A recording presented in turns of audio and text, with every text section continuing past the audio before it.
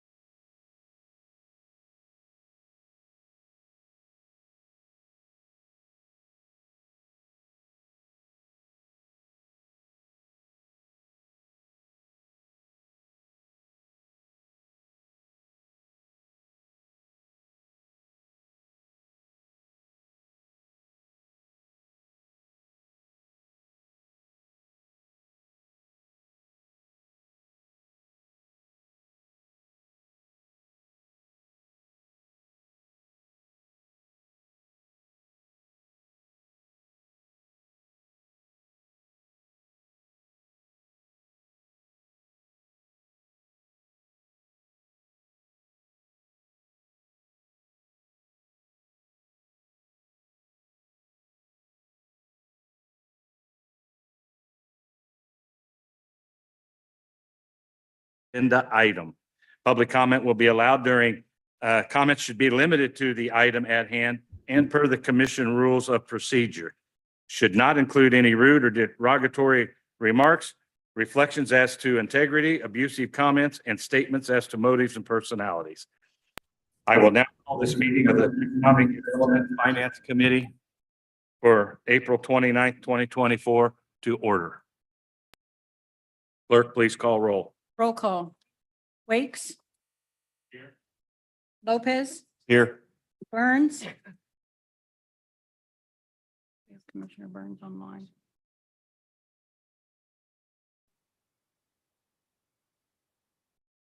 We do not have Commissioner Burns online yet. Okay. Stites? Townsend, we have an absence memo. Burrows? Here. Thank you, Madam Clerk. I'll ask the clerk if there are any revisions to tonight's agenda. Yes, Mr. Chair, there are revisions to tonight's agenda.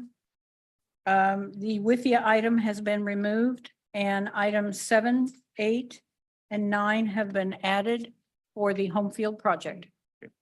Thank you, Madam Clerk. Committee, we have 8 action items this evening, 2 information items.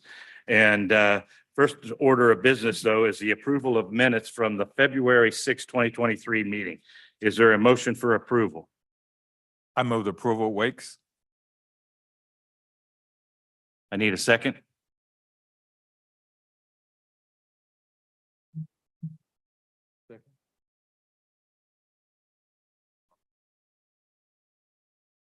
Madam Clerk, we have a quorum, correct? We do have a quorum. Yes. Thank you.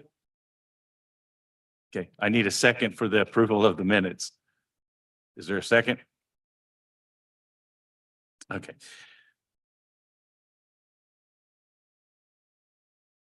Commissioner Stites, did you say aye? Yes. Oh, thank you. I'm sorry. It was hard to hear. We have a motion and a second. Madam Clerk, please call roll. Roll call. Wakes? Aye. Lopez? Aye. Burns? Commissioner Burns has not joined us yet. Stites? And Burrows? Aye. Thank you, committee. Item number 1 is presentation of the 2023 fourth quarter investment report. This from our Treasury Department, and I'll recognize Andrea Vineyard, our Deputy Treasurer, for the presentation and remarks. Welcome, Andrea.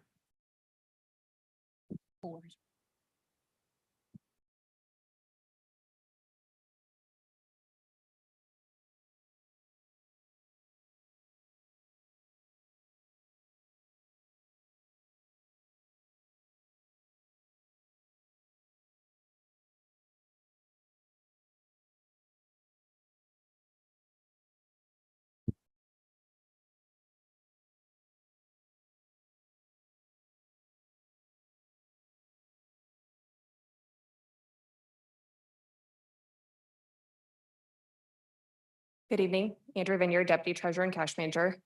I am here this evening to present the Q4 2023 investment report, period spoken there October through December 2023. First, want to go over a few things.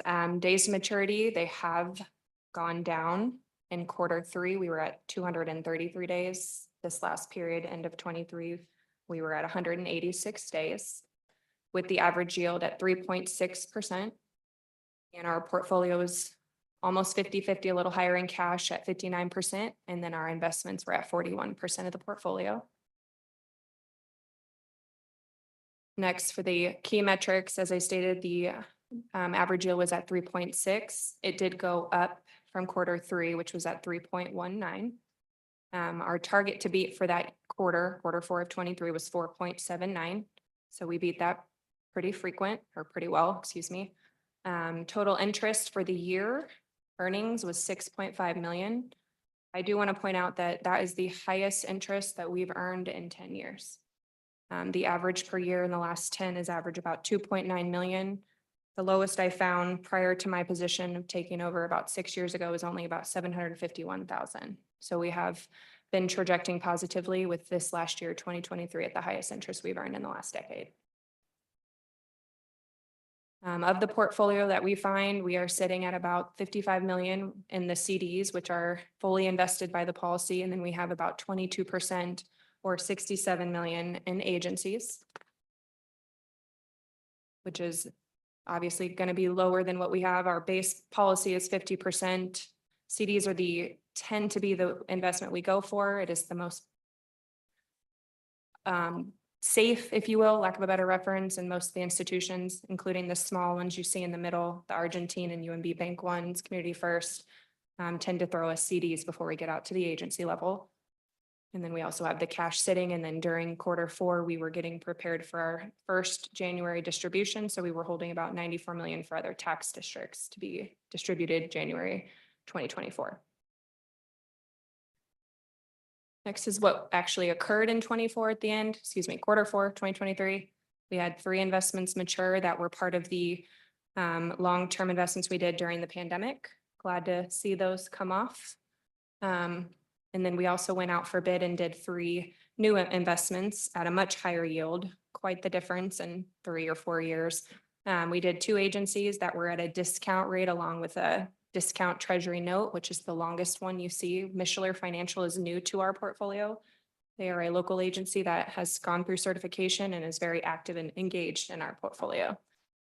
And then we also have the cash sitting for the overnight, which has maintained the rate the last few quarters.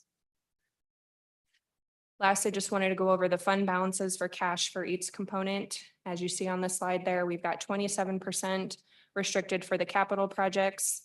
23% is the general fund, which is combined of multiple things such as the contingencies, emergencies, and the economic uncertainty, being prepared for those. 24% for enterprise funds. Also got 24% set aside for state statute for grants, revenues, tax levy, and internal, and then 2% for the annual debt payments. That's it. Thank you, Ms. Vineyard. Questions, committee, comments? Commissioner Lopez? I was just wondering, with our CDs, would it be possible to do a CD loan for equipment and things that we would have? I don't know if I can speak to that, but I do have the CFO and deputy that might be able to speak a little more to that. I would say no, but I don't want to answer incorrectly. Sorry.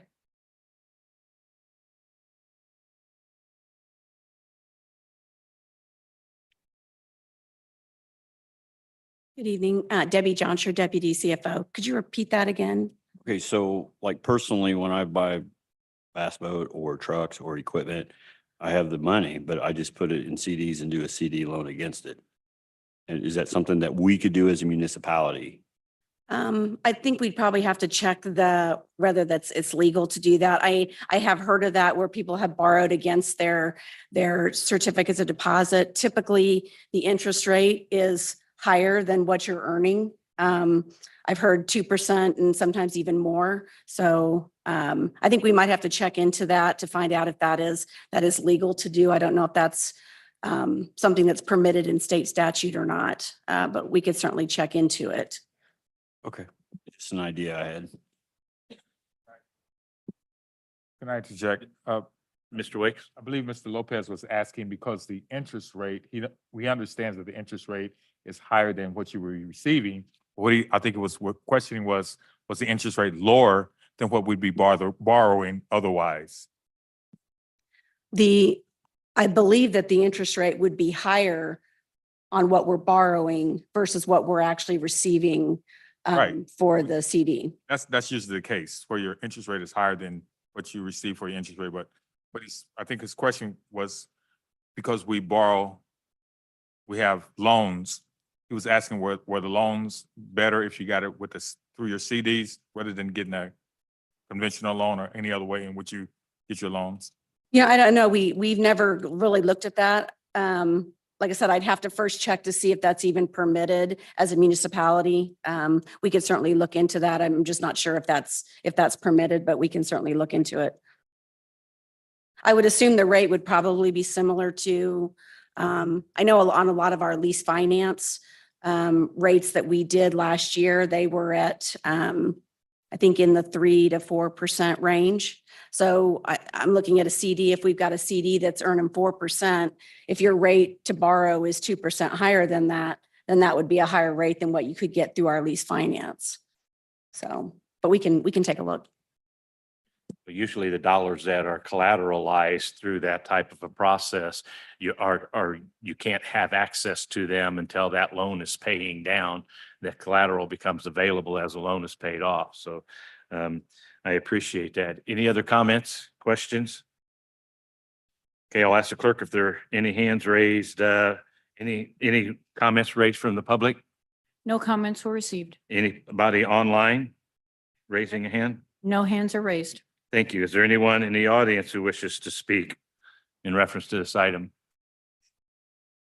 Let the record show nobody step forward. Thank you. As I stated, ladies, thank you. That's great news. I mean, a half a basis point is a considerable amount of money when we talk about interest.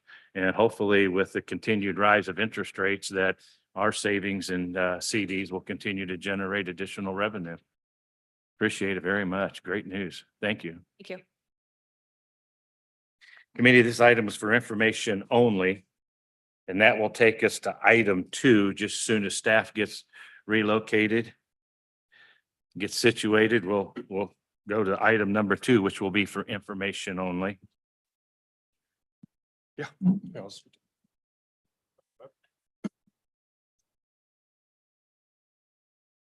Good evening, Commissioners. Gunnar Hand, Director of Planning and Urban Design. As they're pulling up the screen, I'll just say a few quick notes of context. And as the chair mentioned, this item is for information only on his presentation, and I'll scoot. Oh, you good? Okay. So it was approximately a year ago, a little over a year ago, the unified government began a request for qualifications, request for proposals, RFQ, RFP process for multiple UG-owned sites, larger UG-owned sites across Kansas City, Kansas. That resulted in several pre-qualified lead developers for each of those sites, cohort, if you will, of subcontractors who qualified for all sites. And after that RFQ process, we began the RFP for 4th and Minnesota. Tonight, you'll see a presentation from the selected lead developer and their team for that 4th and Minnesota site. I would remind everybody that this is the beginning of the process. A land entitlement process still needs to happen, which is a public process. And a development agreement process still needs to happen for the site, which is also a public process. But tonight, in the spirit of that RFQ, RFP process, we wanted to invite the developers and specifically to the EDF Standing Committee to present their proposals for this site. Again, that is UG owned. I think of one of the great accomplishments of the process over the last year is we've really had the chance to kind of flip the development process on its head as the owners of the property. We redefined in a way how we do community development in our city, in the sense that we asked our community what they thought this site could do for their community prosperity. And then we baked that into the RFP. And what you see before you is the winning proposal. So with that, I'll hand it off to Mr. David Wingerson with Flaherty and Collins. Thank you, Gunnar. Like you said, my name is David Wingerson. I'm with Flaherty and Collins. To my left is Brad Satterwhite with Kemp Studio, and then to my right is David Flaherty of Flaherty and Collins. So we've just got a short presentation that we'll go through today. Just want to start off by saying thank you for the opportunity. We're excited about this development and what it can kind of bring to downtown KCK.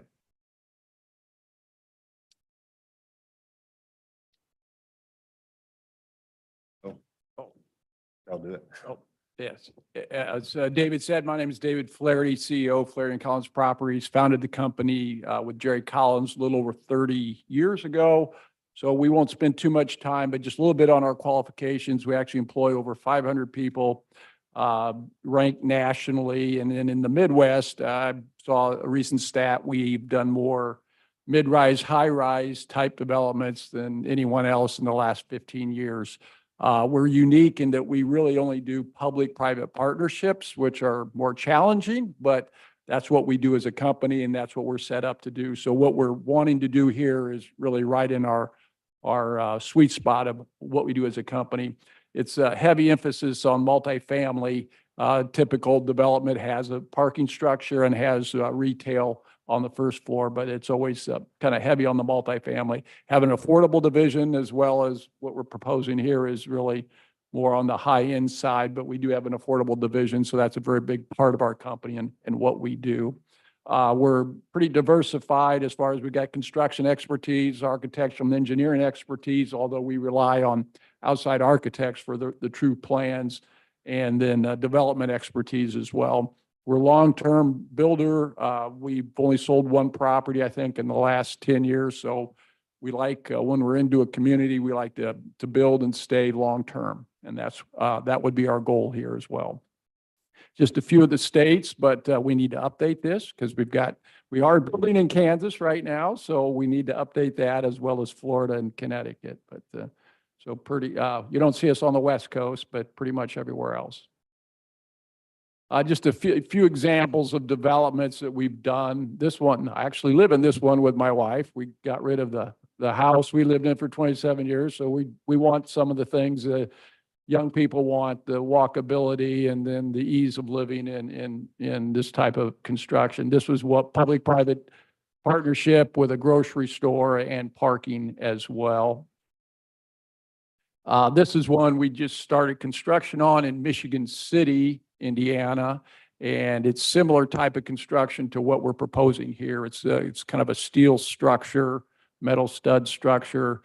This one has a publicly owned garage. We're building the garage, but it's publicly owned.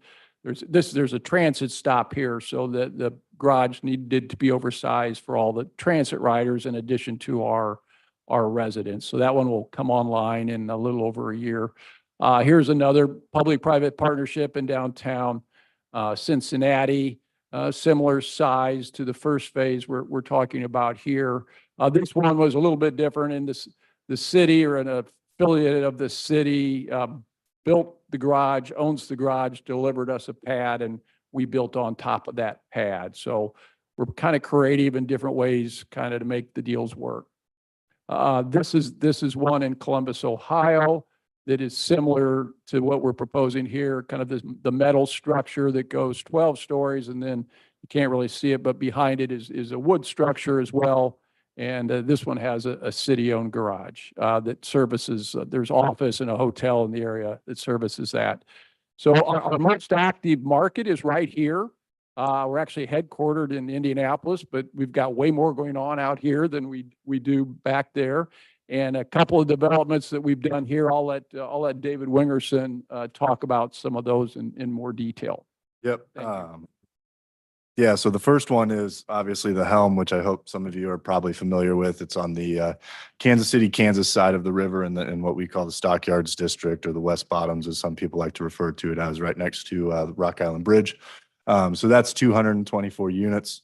The little unique thing about this one is we are parking all of the residents in the city-owned garage across the street. It is another public-private partnership between not only the unified government, but also the city of Kansas City, Missouri, just because it kind of rides that state line right there.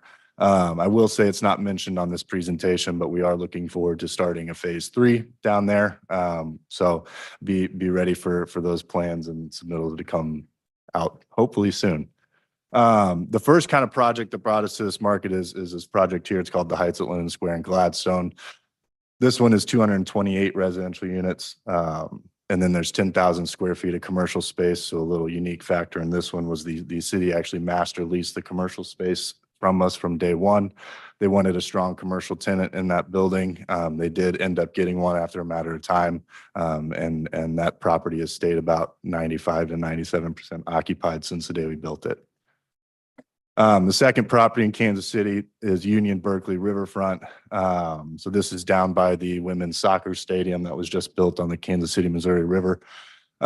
This is one of those examples of a site that maybe was overlooked when we came to market, or a site that's people kind of said, hey, you guys can't develop this, you can't do this. And we went in and built over 400 units in that market. The Yards Phase 1, this is in Kansas City, Missouri.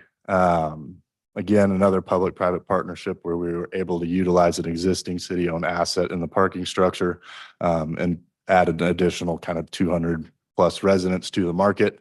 Again, this is another one of those properties, and you'll hear this through our portfolio, or you'll kind of see it through our portfolio of properties where no one else is kind of looking. We go in and we develop these really fantastic properties and kind of change the communities that we're in. And then the last one, which has not broken ground yet, but hopefully breaking ground by this fall, is we call it the Bellwether. This is a 248 unit residential tower in the city market, Kansas City, Missouri. This one's up here because in general, it's very similar to the kind of the tower product type that we're proposing over here. It's going to be similar height, similar density. The only real difference here is this one is above a parking structure, whereas the plan that you're going to see today does not include that parking structure within that first phase. So from here, key consultants, I think a big part of the RFP, RFQ, or RFI process was to have key consultants. So we went through the pre-qualified consultants, you could say, and we did, whoa, too fast. Gotta go back, sorry. We did go through the process and identified a few consultants that we deemed would make our project team stronger. The first is Kim Studio, our architect. The second is Land 3, who'll be the landscape architect on this project. Our MEP engineer is FSC, and then our civil engineer is BHC Roads. So all of these groups you see on the screen are groups that went through the sub-consultant RFI process and were all identified as qualified sub-consultants, and we believe they make our team a lot stronger. So we're excited to work with all of these individuals. We've worked with a few of them before, and excited to have them on board. So from here, I will hand it over to Brad Satterwhite with Kim Studio. He's going to go through the site plan, and then I'll take it over for phasing and finish this out. Hi, Brad Satterwhite again from Chem Studio. I'm principal. I'm happy to share a little bit of the design concept with you based on what we gathered from studying the site as well as interactions with the neighborhood through the RFP process and the objectives that were outlined in the RFP. Our main focus for the project is connectivity. We broke this down into 3 different kind of categories. First is revitalization, in that we're looking to take this parking lot and revitalize it into a development that brings residents, brings commercial, brings retail aspects to it as well. Next is public invitation, and we want to pull the public into this site through a farmers market that is a part of the heart of this development, as well as residential within it. And then ultimately connectivity, and that connectivity is both through the trail system and improved public spaces that connect you to the downtown area, to Caw Point and the Kansas River, and then to our site in general. Along with that, we view this as both a gateway to Kansas City, Kansas, as well as an icon and a beacon looking from downtown KCK, as well as the KC Metro and beyond. A couple things to point out is we're reinstating 4th Street in this proposal. So right in between the 2 buildings that you see, so that the city grid gets reconnected. We have a tower to the right, which has 244 units. And then that's the first phase. And the second phase, which would be 228 units, which is a wrap of roughly 5 stories around a parking structure. The last piece that I'll point out here is that you'll notice on the right-hand side, there is a lot of landscape infrastructure and public improvements to bring a linear park that will be both private and public along that southern edge, and connect you to Caw Point to take advantage of one of the greatest assets of Kansas City, Kansas, as well as the Kansas City area in general. So this diagrams that phasing for you a little bit more, starting in the middle with the phase 1 tower. In between that is the vehicular access of 4th Street that's also can be shut down for pedestrian access, with vehicular access to the rest of the structure when that is shut down, maybe on the weekends or special events. That would house the farmers market. And then the phase 2 to the left, the potential landscape improvements are to the right, where we looked beyond our site for additional areas to take underutilized land and bring it for park space for the public to utilize. I think I mentioned the phase plan through this. These final renderings show you how that vision would ultimately come together. Much of the form is derived from looking across at Strawberry Hill and the rest of downtown KCK, and the undulations that you get from the dormered roofs and seeing them in their aggregate as opposed to individually. as well as to the far right, kicking out the angle of the tower so that it's inviting you into 4th Street and into the site as well. So coming up from Caw Point, you really get a sense of the building as this icon and a beacon, both from a distance as well as up close. That becomes a very pedestrian experience once you get into 4th Street with the farmer's market. Thank you, Brad. And then I will take it over and I will just give you kind of a snapshot as we sit today of where the financial summary comes in at. So total development cost for that phase 1 tower right now is approximately 74 million. Of that, we do have a gap of about 21 million. That would need to be filled, and we look forward to working with you all over the next weeks and months to determine, where that gets filled and how. Phase 2, we're projecting to be a total of about 72 million, so roughly the same cost. And a lot of that is derived from having to add the parking structure in. And so overall investment, we're looking at over $145 million total on this project site. You're looking at 472 total units across both phases and over 12,000 square feet of total commercial space within both phases. Timeline, this has been adjusted slightly from the RFP. So we were awarded in March of 24. Over the next few months, what we plan to do is a lot of community engagement. So hosting meetings with the neighborhoods, hosting meetings with key downtown stakeholders to get their input on the project plan, because ultimately the community engagement piece can make the project better. There might be things that we're overlooking, or there might be input from the community that could be beneficial for this project. So we're excited to get that going. Simultaneously, we'll go through the entitlements and the agreements phase of this project. So we'll begin that after this meeting. And ultimately, we want to start our schematic design process as well as get into design development and construction documents. That's about a 12-month period, with financing being obtained this fall and a closing in the spring of next year. So it is an aggressive timeline. We do want to get this project started. We think this is transformative for downtown KCK, and we're excited to be a part of it. So thank you again. Committee, any questions? Thank you. I'll ask the clerk if we received any comments from the public. No comments were received. Thank you. I'll now recognize members of the public who wish to address the committee. I'll ask the clerk if there are any hands raised. Public wish to speak. No hands are raised. Thank you. Is there anyone in the audience who wishes to speak to this item? You will be given up to 3 minutes to make your comments. Please state your name, city of residence for the record. Please step forward. Good afternoon. I'm Jim Schrader. I'm the chair of the Downtown Shareholders.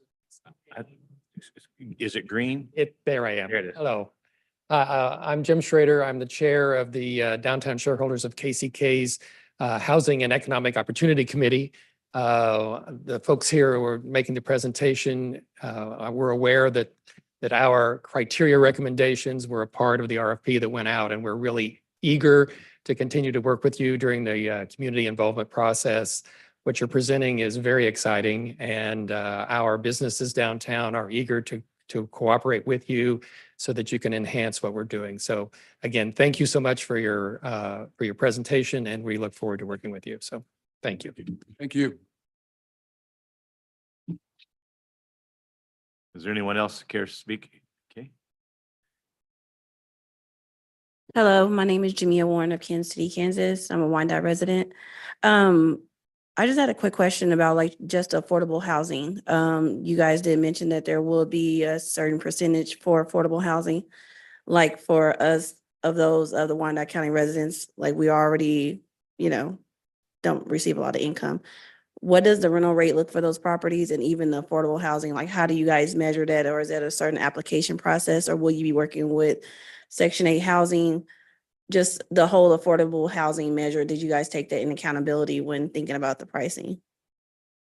For this particular, affordable housing is very big within our company. When we're working on, is it 50% of median income, I think, for the one we're working on where we go apply for tax credits from the state of Kansas. So we are working on, that's not on this particular site.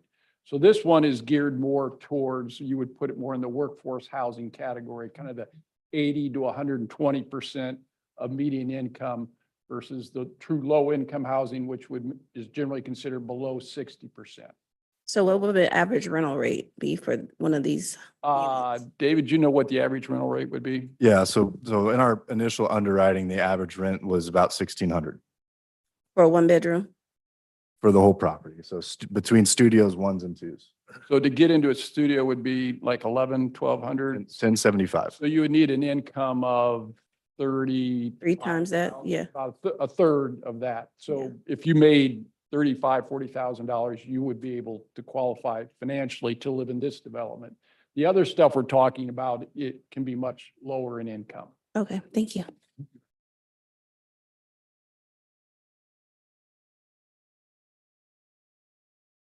Hi, Sarah Lynch, longtime Wyandotte resident.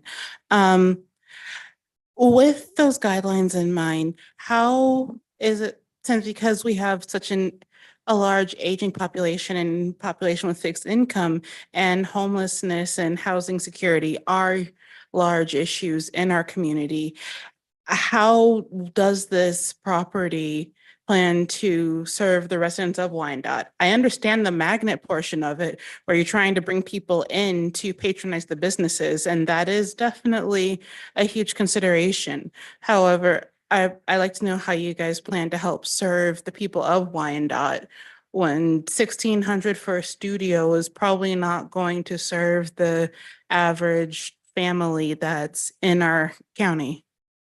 Yeah, and that 1,600 was the average. So a studio was closer to 1,200. So in general, this development, it's not, we can't be all things to all people in one development. So that's why we do lots of different developments. Right. I would say the economic impact of what we're doing here would probably be, based on how we look at other deals, close to $200 million worth the first 5 years. So are we directly going to take homeless people off the street? No. Not necessarily, but we will be driving the demand for more retail, more things in downtown Kansas City that will have a positive economic impact. Employers want places like this when they're recruiting. So if you're looking at keeping your business in Kansas City, Kansas, or now that you have a living option like this, it will help bring businesses to the community. And that all has a ripple effect that helps, I would say, everybody within the county. Okay, and definitely not bringing homeless people right in. Obviously, your property is not a homeless shelter, but how do you help resolve some of that? Like, will there be extra consideration given to Wyandotte County residents, or is there anything more for the residents of our county? We would welcome anyone from Wyandotte County. I don't know that we could discriminate, maybe not the right word, say that only Wyandotte County residents can live here. And part of the goal of a development like this is to bring people that maybe have really good incomes to the area that are spending their money and creating a bigger economic impact.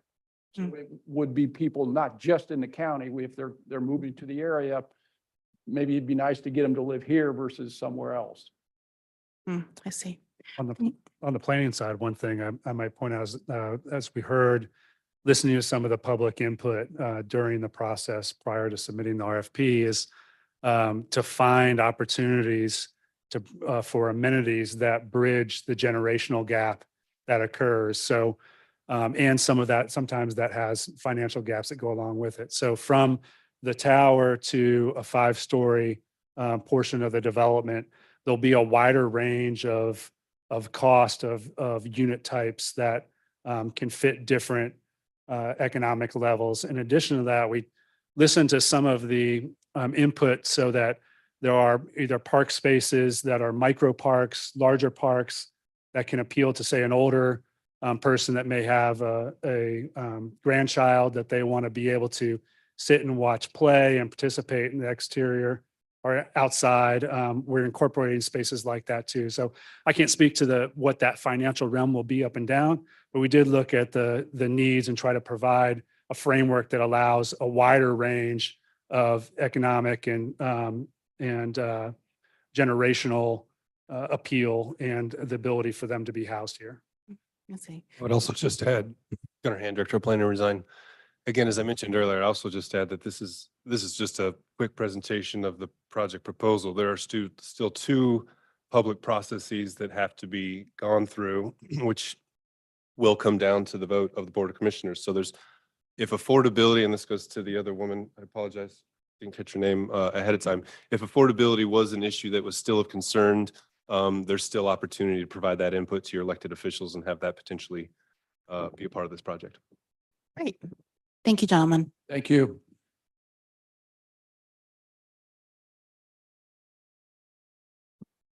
Mr. Chairman. Mr. Chairman. Jeff Conway, Legal Counsel. Obviously, it's your discretion, but I think the intent of the public comment period was for comments and not a question and answer dialogue. Yeah, thank you, Mr. Conway. I do appreciate bringing us back to center on that. Gentlemen, you don't have to respond. It's just, this is for input only so that community can express their opinions as to the project. Is there anybody else that would care to speak to the Yes, I'm project? at the podium. Louise Lynch, Kansas City, Kansas.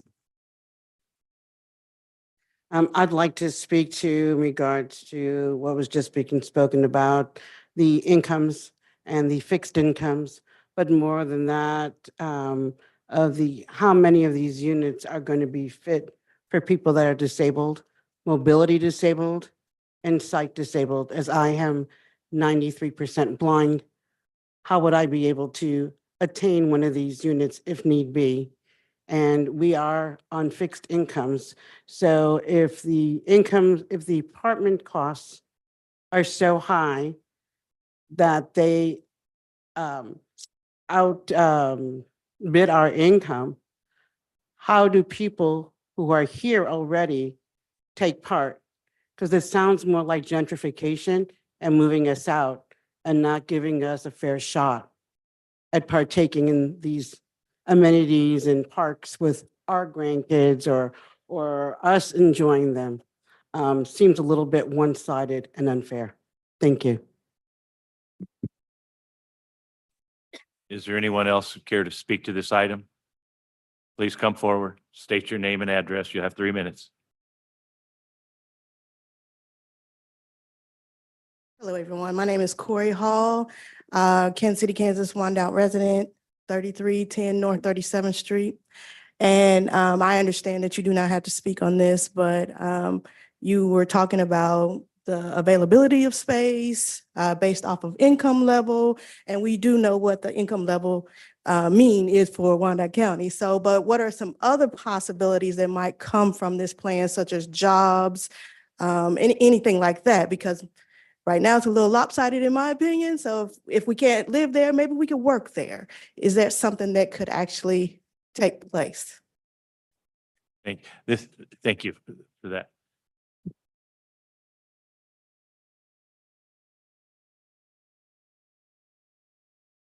Pamela Penn Hicks, Wyandotte County.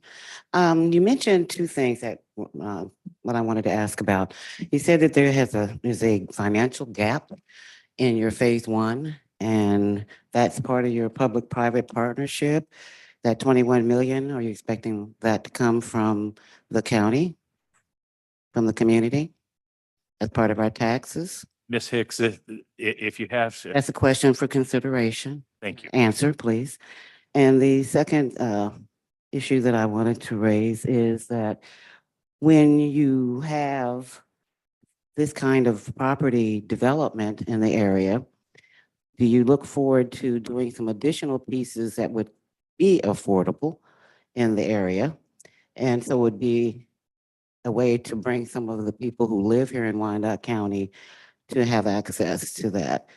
And the last thing I wanted to ask about, and I'll put this forward for in the future, when you have the connection to the Northeast Creative, like Kansas City K, Northeast KCK Heritage Trail. All right.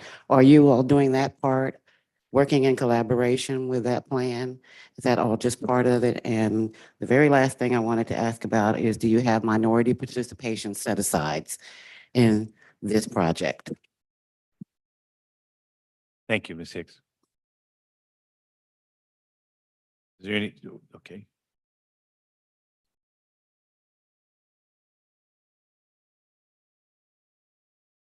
Hello, I'm Helen Hokinson. I own homes in both District 7 and 8. I'm going to take us in a different direction. Climate predictions tell us that within 25 years, we'll be fighting over energy and water. And so I would just like to hope that you would be looking to that future when you're constructing this building. I know you can't make people compost and recycle, but you can make it easy for them. And other things I can't even think about I would like to see in this progress. Thank you. Is there anyone else present care to speak to this item? Let the record show nobody else stepped forward. Thank you, ladies and gentlemen, for your comments. This item was for information purposes only. Gentlemen, David, and Brad, if I remember correctly. Thank you for your presentation, and we look forward to working with you in the future on your development plans. Thank you. Thank you, everyone. Thank you, Gunnar.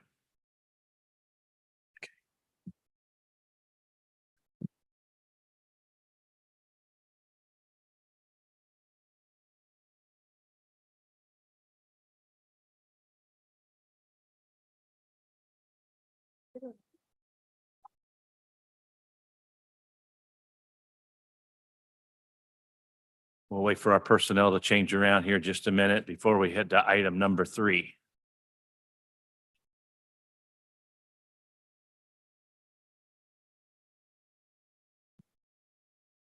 Okay. Welcome, Todd. Okay. Items 3 and 4 committee. This is the Call River Bridge Cooperative and Development Agreement, Third Amendment and Resolution. The next 2 items on our agenda are related to the Call River Bridge project. The first item is a resolution adopting the Third Amendment to the Development Agreement, and the second item is adoption of a resolution setting a public hearing to create a community improvement district. We will need to vote on each item separately, but I believe we will be talking about both of them collectively as we move forward here. So I'll recognize Jeff Conway from our legal department for presentation and remarks. Jeff? Thank you, Mr. Chairman. I will not belabor anything. We've got some folks here that can speak to all of the items, but I just wanted to give a brief overview. Actually, the next 4 items are going to be involving the bridge. And so Mike's here to speak on that. Todd LaSala, outside counsel, Stinson's here to talk about the ins and outs and things. So the Third Amendment is really a way to rearrange things a little bit and give us a little bit more flexibility. I think it sets the stage so that the CID proceeds can be used first to reimburse the developer for the bridge strengthening, which was a kind of an unforeseen situation that we can talk about in a few minutes. But that's basically the thrust of the Third Amendment. Also tonight, we're going to be talking about some of the IRBs, changing the dollar amounts there, increasing it a little bit from 13 million to 17 million, and the need to do that just because of the way the project has evolved. There is a pre-existing TIF on that as well, but we're not talking about that tonight, but just so that you know that that's part of the mix. And then also the actual item to approve the CID district is tonight. That would be the 2% sales tax that would be derived from some of the sales at the bridge. As you probably know, there's going to be some vendors and concessionaires and folks that are selling things at the bridge, food, drink, et cetera. And so the 2% would go to that. And so we have to go through the statutory requirement to create that district and set that up. And then the fourth piece, and we'll get to it in a little bit, is the common consumption area. So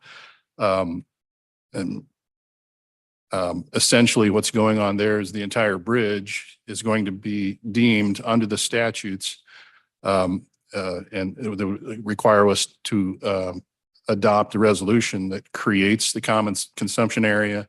The alcohol could be sold within that area.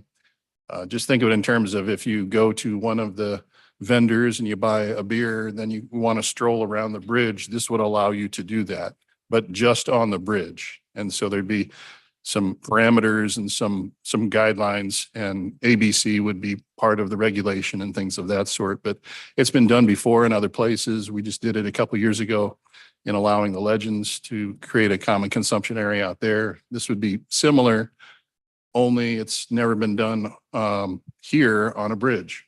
So that's the difference. So anyway, those are the four pieces, and I think I'll just maybe turn it over to, I don't know if Mike or Todd wants to go first. Commissioners, good evening. My name is Mike Ladden. I'm the Chief Financial Officer with Flying Truss LLC. We're the developer of the Rock Island Bridge. And I'd just like to walk you through a few pictures. This was provided by HNTB, the architect firm and engineering firm for the unified government. This is a rendering of the completed project, including the two Flaherty Collins developments you see on your left. We are under construction, and for those of you who have been out already, these are dated. There's now buildings up there on both levels. And this is when the framing was going up. I'd like to remind everyone a couple of things. One, this is a public-private philanthropic partnership. So three sectors coming together to do that which couldn't be done alone is creating a first in the world, not only entertainment venue, but a first in the world public park on a bridge over a river. So in summary, the UG owns the bridge. This is a public-private philanthropic partnership. We, Flying Truss, has raised over $5 million in equity investments. We've also received a slightly north of 1.3 million in philanthropic requests and 2 million from the unified government in the CID, and also state funds that we've applied for. So we pay rent to the unified government and we secure and maintain the crossing for trailhead services. That's on us. That's on the Rock Island Bridge. When we started this project, we were looking at an approximate $11 million build. We are now approaching $16 million in costs. So we are chasing inflation. We have not asked the UG for any additional funding beyond the 2 million in the CID. The funding gap has been met by state grants, philanthropy, and the sale of equity in our firm, Private Capital. So bridge strengthening is that Trans Systems Engineering prescribed an additional $485,820 of strengthening. We paid this amount to keep the project moving ahead. This was a period of time between administrators and we could not get an answer. And we did not want to delay the project because then it starts cascading on and on and on and on. And we didn't want this one to start out of the gate late. So we paid that amount to keep the project moving. We have acquired for the UG 1.573 million in state grants for the unified government portions of the project. So those are grants that Flying Truss has applied for and then reached a memorandum of understanding where some of those funds are diverted to the unified government to use on their portion of the bridge project. So we are asking for an IRB sales tax exemption increase to $17 million for construction materials only to accommodate the elevated construction costs. Again, this is for sales tax exemption only. We'd like to be reimbursed for the unbudgeted bridge strengthening costs that was paid, kind of placed on us at the ninth inning, so to speak, by being first in line for the CID payments and holding the UG payments on hold until we're repaid the $485,000. We'd ask that you approve the CID and finally establish a common consumption area as the entire bridge. And noted that when this was originally done of establishing a consumption area, it was a very small area based on the current designs at the time. We would like it to be the whole bridge. So as explained, if you bought a beer, you have the freedom to walk across the whole bridge and wander around, see live music, talk to the people at farmer's market, whatever it may be. There will be very clear signs that alcohol cannot be removed from the bridge or be brought onto the bridge, because then we lose control of underage drinking and being able to enforce that. Commissioners? Yes, Mr. LaSalla, anything you'd like to add? Sure. The only thing I would maybe add, particularly for our commissioners who are maybe new to this project, the financing structure is probably a little unusual for us in terms of what we do. The bridge is a very unique project all the way around, but the financing structure is sort of included in that. This one involved really a UG grant up front. Our money went in first. It was initially $2 million. There was a little increase to that when we raised the bridge. We split the costs of raising the bridge with the developer. So our investment in this is about $2.4 million today. And the CID that we'll talk about, the TIF, that's really about paying ourselves back. So those two financing vehicles, which we're usually using to give money to the developer and reimburse them for their costs. In this case, our $2.4 million is already out the door. The CID and the TIF are really about recouping our money. And in the original deal, what we're talking about in the third amendment now is the original deal was our $2 million comes back first before the developer gets any access to the CID. And what he's saying is, what Mike is now saying is, look, that $480,000 to strengthen this bridge structure that the UG owns, that was an unforeseen cost, and we had to go ahead and do that. And he's really saying, look, we want to just change the order of payment here so that the first thing that happens with the incentive is we get our $480,000 back first for bridge strengthening. And after that, the UG pays itself from the TIF and the CID, the $2.5 million that the UG invested in this thing. So just that's just a word or two, an overview for particularly for folks that are new. That's the structure of this thing, and that's really the change that's represented in this third amendment. Thank you, Mr. LaSalla. Mr. Conway, anything you'd care to add to this discussion? I did want to add that Kevin Wempy from Gilmore and Bell, the bond counsel, is here too. He could talk to specifically about the IRBs. So. Yes, Mr. Ladd. Yes, sir. One more thing, Commissioner. We have a new updated budget for the project that was not included in your packets because we just finalized it late last evening. We had to have this information. It will be included in the packets at the full commission meeting, so you can see our costs broken out. Okay. That would be about $1 million increase to the budget, right, Mike? It's about I'm sorry, $1 million decrease? increase. Oh, increase. Okay. Wanted to make sure I heard that correctly. That's right. Yeah. Okay, thank you. Commission, any comments, questions? Commissioner Stites? Stites District 7. So does the CID, and Todd, does the footprint expand off of the bridge?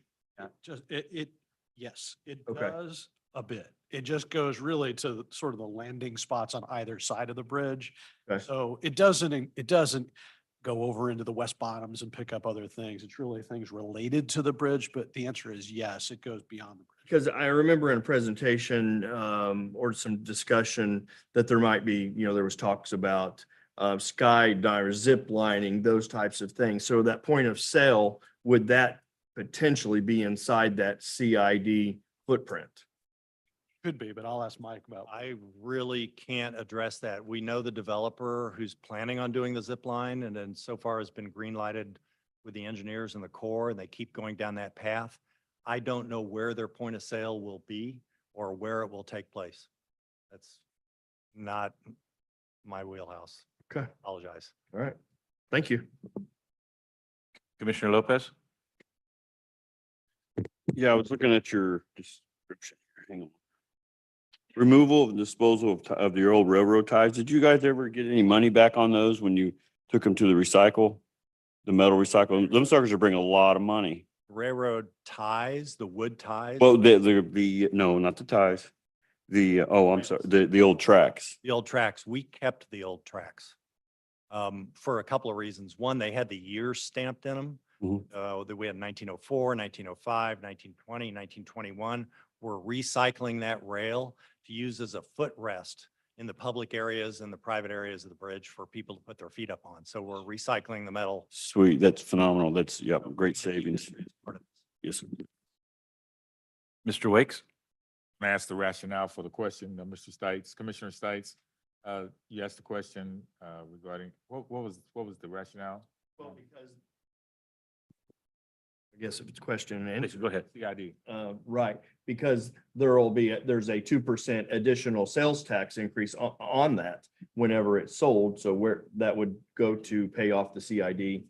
So that's why. Thank you. And I was thinking that's where you were going with that. And then also you mentioned, which I really appreciate, was the IRBs. And you talked about it's for sales tax purposes only, correct? Correct. Thank you. That was. That's sales tax only on construction materials. Welcome. Thank you, sir. You got another question? Okay. Commissioner Lopez? Yep, just real quick, how long is that CID gonna be in play? 2 years? It could be up to 22 years. 22 years? That's correct. That's the statutory maximum for the CID.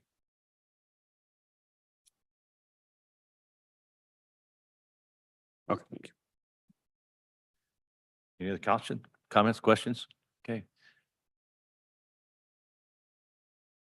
So Commissioner, if I may, you do have 4 different action items here, the first of which is the third amendment. And if you were, sorry, just go ahead. I'm sorry, I was going to ask if there might be, it's 22 years, but I think it's just to recoup. Is there a cap on the amount of the?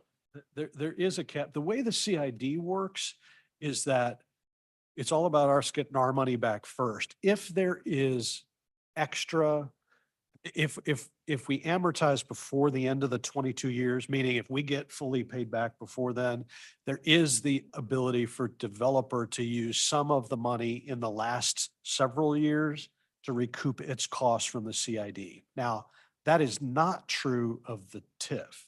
The TIF is really just about paying back our 2.4 million bucks. And after that, the UG could take that money and deploy it elsewhere within this TIF district. This is part of a TIF district that's got 4 different project areas. The bridge is one of them. Commissioner Lopez? Okay, so then what about your profits? What about what? What about the profits? Where's that come into play as far as getting reimbursed as well? Their profits? As far as, are you gonna be getting profits from beer sales and whatnot and renters? So we pay rent to the UG every month. Mhm. We also have a revenue share with the unified government of 2% over 2 million to 5 million, and then 3% over 5 million. And we're also paying real estate taxes or ad valorem taxes on the private use unit, Mhm. which is the upstairs venue space and the dining and bar area. So, and then you guys are the one charging whoever vendors in their rent? Correct. What are they paying? Do you know? Be paying to, we have one food and beverage tenant Mhm. who will hold the liquor license for the bridge. And I'm sorry, but we have non-disclosure agreements in our negotiations with them. And we're narrowing it down to 3 finalists right now. Okay. Now, are you guys gonna have like at Legends, these stores, they pay their rent, but they have to pay 20,000 on a month on top of their rent for the common area? Will you have something like that in play? We'll have what we call guest retail Mhm. on the bridge. So the guest retail would be something like a maker's fair, the top 50 makers in Kansas City for a weekend. Mhm. We would take a percentage of that, but the unified government would also get the CID TIF sales tax as part of those sales that take place on the bridge. It is within that district. All right, thank you. Any other questions or comments? Seeing none, I'll ask the clerk if there are any comments received from the public. No comments were received. I'll ask clerk if there are any hands raised by the public who wish to speak remotely. No hands are raised online. Thank you. I'll now ask if there's anyone in the audience who wishes to speak. You will be given up to 3 minutes to make your comments. Please come to the podium and state your name, city of residence for the record. Hi, it's Sarah Lynch again, resident of Wyandotte County.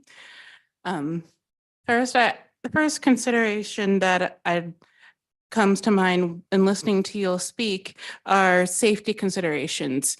This area that you plan to use with the bridge and to be a free roaming area to be able to walk and drink at leisure, what kind of safety mechanisms do you have to ensure no one jumps off the bridge? I mean, I know I'm not the only one that's had a friend who has had a few too many and then suddenly thinks they can fly. These are just questions for consideration, of course, in keeping our community safe. Because this area is such a unique area, and I hear you talking about food, drink, and the like, does that include mobile food vendors? And if so, what does the application process for that look like? Would there be a unique set of rules in selling the food in food vendors, be they carts or trucks or what have you, along with that alcohol? And that could also be a safety precaution as well, because, you know, food on a stomach helps keep people from getting too inebriated. Just another thought to keep in mind as you're putting this all together. And I know there are many food vendors in our community that would step up to the plate and provide that safety reassuring sustenance. So, those are my questions for consideration or comments, if you will. Thank you. Thank you. Is there anyone else in attendance that would care to speak to this item? Seeing none. Committee, I will now entertain a motion for approval. This is 2 items. The first item will be approval of the adoption of the resolution to the Third Amendment. I think Mr. LaSala, it's the Third Amendment, correct? That is correct. It's the Okay, so the first action item will be the resolution adopting the Third Amendment to the Call Valley Bridge. I move the adoption of the Third Amendment. I'm sorry, I didn't hear it, Mr. Wakes. I move the adoption of the Third Amendment. Okay, is there a second? Stites second. We have a motion and a second. Any comments? Commissioner Lopez? I'm sorry, I just have a quick, fast question. I was out visiting, we were out visiting at the bridge when we had that open house thing. I was thinking kind of the same thing as what Sarah Lynch was what happens when the first bar fight happens and somebody gets thrown over the side, and who's responsible for that? Is it your insurance company, or is the UG have to pick up that, whoever they decide to go after? Let me address a couple of things. First, we have a really robust security system on the bridge, including proximity sensors. So if someone upstairs decides to do the thing that they think they want to do, but don't really, which is try to climb, if their arm or a movement occurs above a certain level, it alerts the closest security person in their earpiece to go to that location. If somebody wants to get into the bridge after dark when we're closed, they're really gonna have to work very, very hard, and we'll untangle them the next day. So we can help them with that. But the other part of it is we're not a party area. We're not open on Friday, Saturday nights till 2 or 3 o'clock in the morning. This is a family destination. Our tentative hours during the week is we close at 10, and on the weekends, midnight at the absolute latest. So we don't want that happening, and we'll refuse to serve when needed. So, yeah, right. So what about liability insurance as far as who picks that up? We are mandated by the development agreement with the unified government of carrying a certain maximum of liability insurance, providing proof of that insurance to the government, which we do. So I really can't address the legal responsibilities of where it falls. I'd be Todd, happy to. the attorney at the table. I'd be can happy do that. to. This development agreement, like most of ours, has robust indemnification language.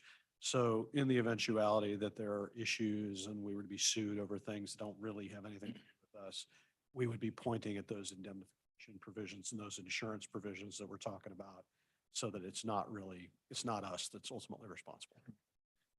Okay, I do want to remind the committee, we do have a motion and a second. I'd ask clerk, and this is again for adopting the third amendment to the agreement. Clerk, please call roll. Roll call. Wakes, Aye. Lopez, Aye. Commissioner Burns. Commissioner Burns doesn't have his hand raised. Go ahead. We're trying to unmute it. How do, it won't. We can hear you. Go ahead. Can you hear us? Yes, we can. Okay, go ahead. Whatever you want to say. Bill, talk. Commissioner Burns, Yes. are you voting yes on the amendment? Yes, I am. Thank you. Thank you. Aye. Just wanted clarification. Madam Clerk, please continue. Stites, Burrows. Aye. Motion carries. Thank you, committee. Now, the next item is the resolution setting the public hearing to create the Community Improvement District. Commissioner, exactly related item. As we mentioned before, there's a CID. We've talked about what it's for. The resolution that we're considering tonight is really just the resolution to set the public hearing for a June 27th hearing at commission to consider whether or not to adopt that CID. June 27th of 2024. Correct. Thank you. Committee, any questions? Any comments? I'd entertain a motion.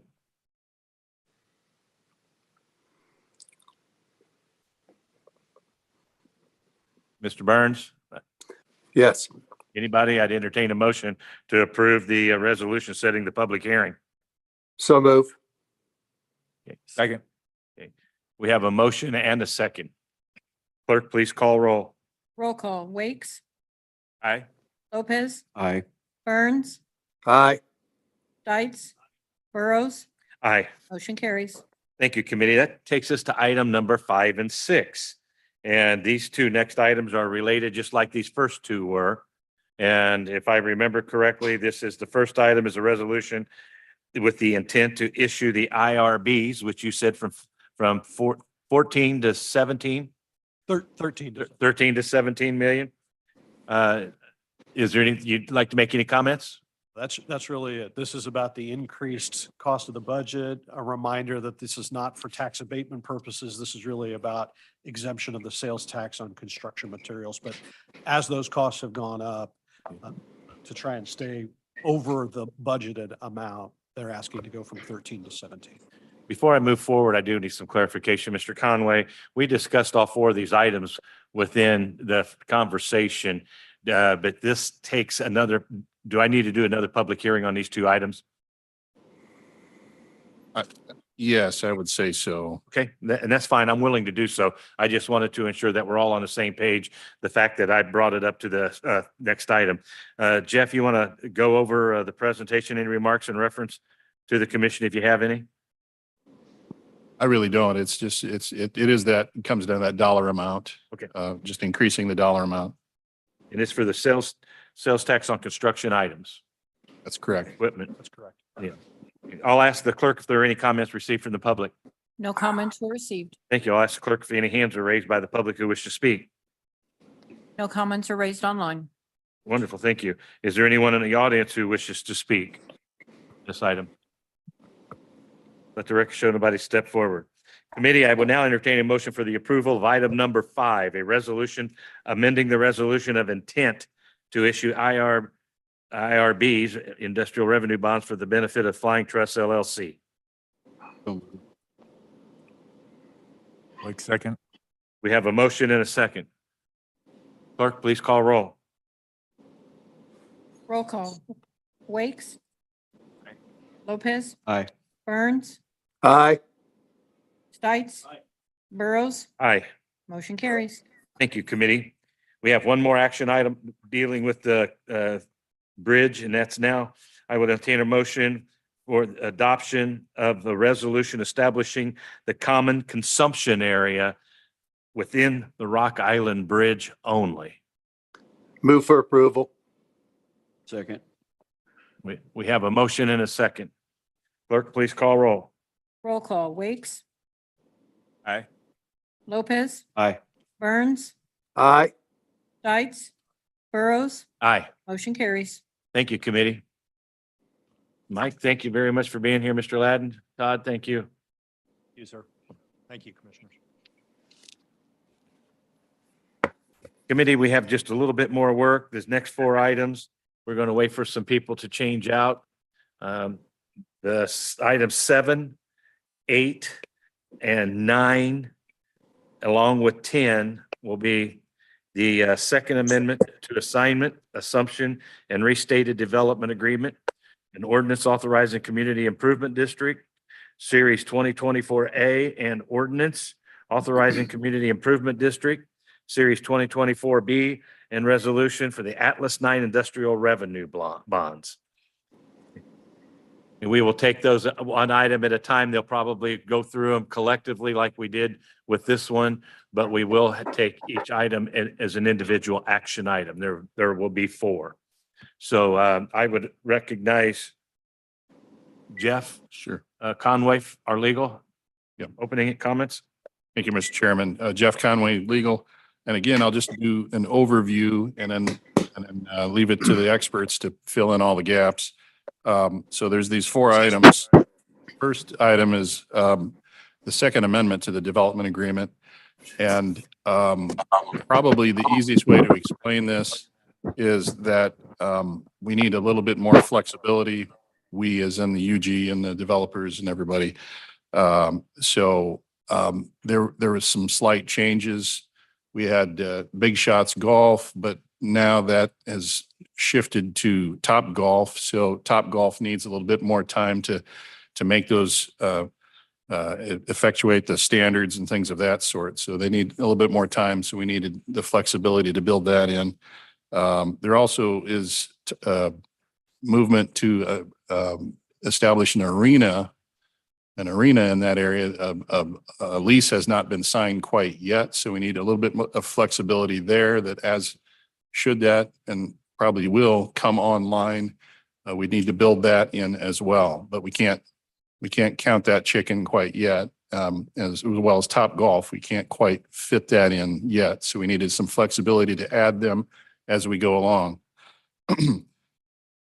So as a result, the Second Amendment essentially has a new date for the commencement for Top Golf of February 1st, 2026, and a new date for completion of May 1st, 2027.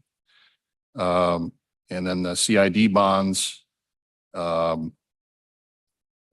an allowance to, it's committed to building all, including Top Golf and the arena. So it folds that in. Then there's 2 items with respect to the CID bonds, and Kevin Wimpy can address those. And as you probably are aware, there's multiple documents that will be executed given the fact that if you adopt the CID bond concept. And the bond sale process is a long process and multiple people involved, and there's timeframes and things of that sort. But essentially, there's 2 different sets of CID bonds. There's the 2024A, which are the tax exempt bonds in a principal amount of 15 million. And then there's another set of CID bonds, the 2024Bs, and those would be taxable bonds in a principal amount of up to 25 million. So those are 2 different items. There are some escrow conditions there based on, again, these 2 separate parts of the project coming online as we expect them to do. And then the 4th item is the Atlas 9, and that's another part of this project that is, you probably are aware, is an immersive museum of sorts with a cinema theme, I guess, is the basis of the facility. And so that would need some IRBs, sales tax exemption only up to $30 million on that piece. So I know that's a lot, but we'll pick them apart one by one. And so I know the developers are here.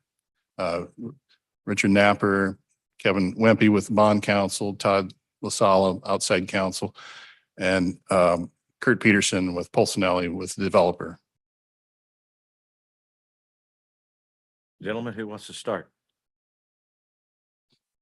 I'll give it a try. In order of the items so that we're not all over the page. We just go through them strategically. That way we've covered all 4 of them. We get to questions from the audience. Yeah, Commissioner, I think that is how we'll proceed. I think the developer's got a presentation overall that'll do a nice job of setting the table, and then we'll methodically go through them one by one. Thank you. Thank you, Todd.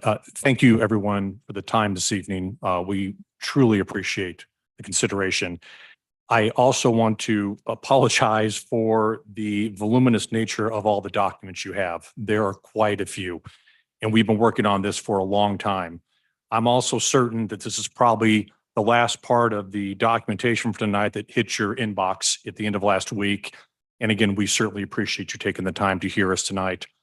It was about 1 year ago to the day, oddly enough, we were in front of this committee speaking about the CID in this project. And we've taken about 1 year to de-risk the project, de-risk the CID, and advance all the uses for our project for Wyandotte County and for the state of Kansas. And I think with where we landed as of today with city staff and their consultants, attorneys, as well as our team, I think we've landed in a better spot than we were a year ago for everybody concerned. And so what I wanted to do was walk through very quickly in the interest of time, and I'm happy to go slow, back up, go forward, a little bit of an overview of the project, and then turn it over to the professionals to go in detail.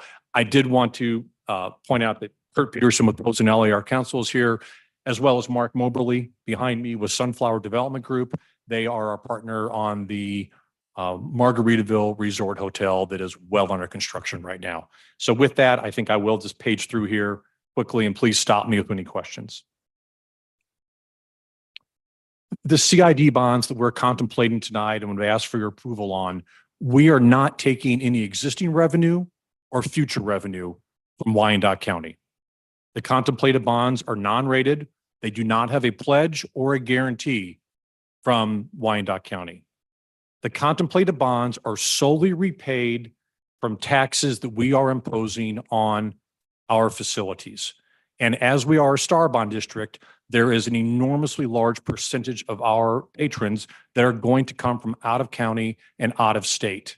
And so we are self-imposing those taxes. We are not taking any funds, current or future, from Wyandotte County residents.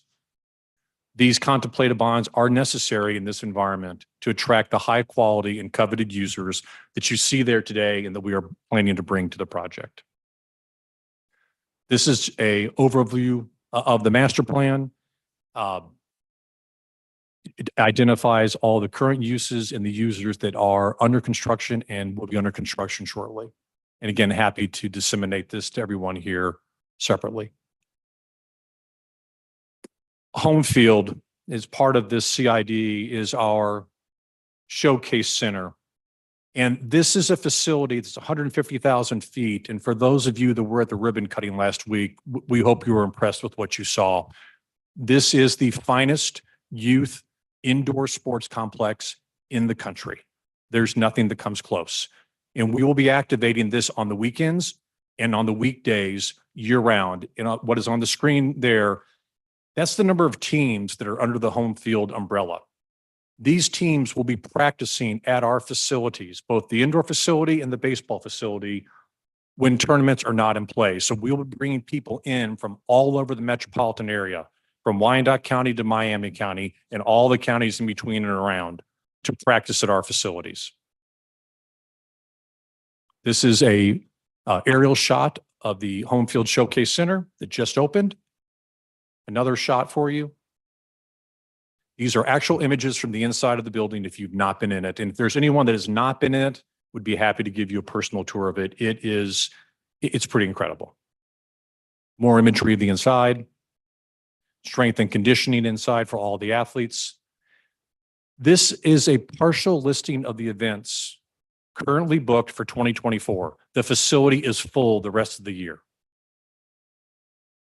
This is the baseball complex. 8 100% artificial turf baseball fields. There's nothing like this in the country. Night images. So far this year, and we're barely out, we're not even out of spring. And these are the tournaments so far at the baseball facility. Moving forward, the tournaments contain a minimum of 115 teams, up to 150 teams. That is a lot of people visiting this complex.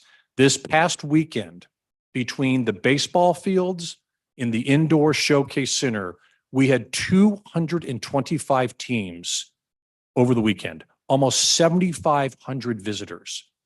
Those visitors certainly bought Diet Coke and Gatorade at our facility, but we know unequivocally they were in the rest of Wyandotte County and Village West spending their money, spending their hotel room nights, buying lunches, filling up gas during this tournament. This is just, again, if you look at the team so far, we barely started baseball season. Oh, I'm sorry, I'm going backwards. Margaritaville Resort. This is an iconic building. There is nothing like this in the state of Kansas, and really nothing like it in the state of Missouri. 229 rooms, brand new construction, conference center, resort quality outdoor pool and indoor pool, food and beverage, family entertainment center with iconic branding. This facility is under construction. That is another image of the Landshark Bar and Grill as well as the hotel, the resort pool. That is this resort hotel under construction as of last week. As many of you have received an invitation, there is a topping out ceremony led by Mark Moberly, our partner, on May 8th. Our partner in this hotel is a $30 billion public REIT that has made its first entrance into this market with this facility and with our sports facilities. We tried to put together the A team, and I think we frankly succeeded. From development, construction, design, and management. The management of a resort hotel, you need to have a good manager. You need to have a good operator. Does the guest that's coming in here for the baseball tournament, the basketball tournament, or just for the long weekend, they need to be treated like they're a true guest, and they need to feel welcome, and they need to have everything just right. And so we have Davidson Hospitality. I'm not going to bore you all with the 10 pages on Davidson, but if it's something you'd flip through later, I think you'd see the quality of our operator. They are the largest operator of Margaritavilles in the country.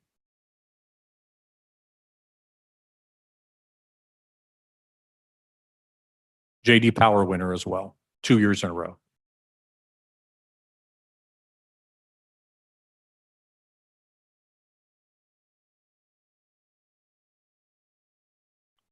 As part of the CID district is Top Golf. I'm sure we're all familiar with who they are. They are owned by Callaway, a large public company. As was mentioned earlier, we originally had this parcel under contract to Big Shots, which Big Shots is, they're a B plus, A minus. Top Golf is a AAA and beyond. Top Golf bought Big Shots. So we did need to start over a little bit with design with them, but Top Golf is, I believe they've reached out to planning for their pre-op meeting yet this month. So Top Golf, the AAA player in golf entertainment. And there are very few metropolitan areas in the country that will have multiple Top Golfs. We will be one of them. More actual imagery, photos from Top Golfs. Atlas 9, as referenced earlier, an immersive, interactive museum.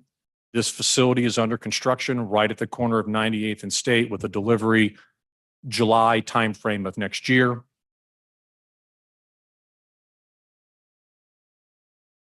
As the slide shows, people have seen this, experiences matter. People are spending their time and their money on experiences, and that's what Atlas 9 delivers. Showing other immersive museums around the country. Live Nation. I think we're all familiar with who Live Nation is, as well as Ticketmaster. Live Nation controls live music content in this country. We are on the half-inch line on our lease with them. Their building is very expensive. They've gone back through a pricing exercise several times. They would be located right next to Margaritaville. And part of the draw for them to our area is everything happening in Wyandotte County and have the Margaritaville there for their guests. That is the end of the slide. We had sent a very quick video, if you could load that real quick. It's 53 seconds.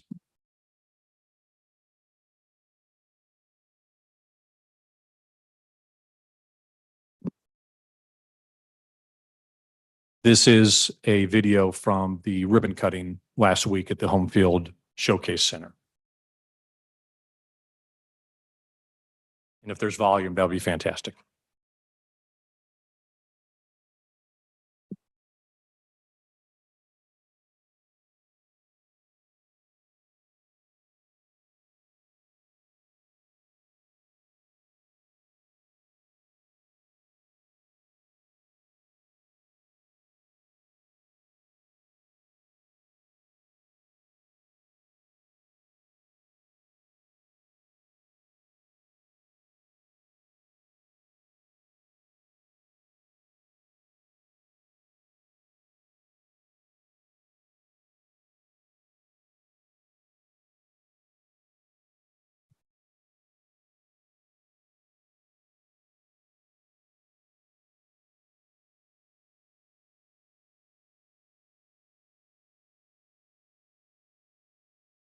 The amount of publicity that that the building has received since the ribbon cutting last week, and I'm not just talking locally, I'm talking nationally, has been absolutely tremendous. So I've been speaking for long enough. I do want to close with one quote.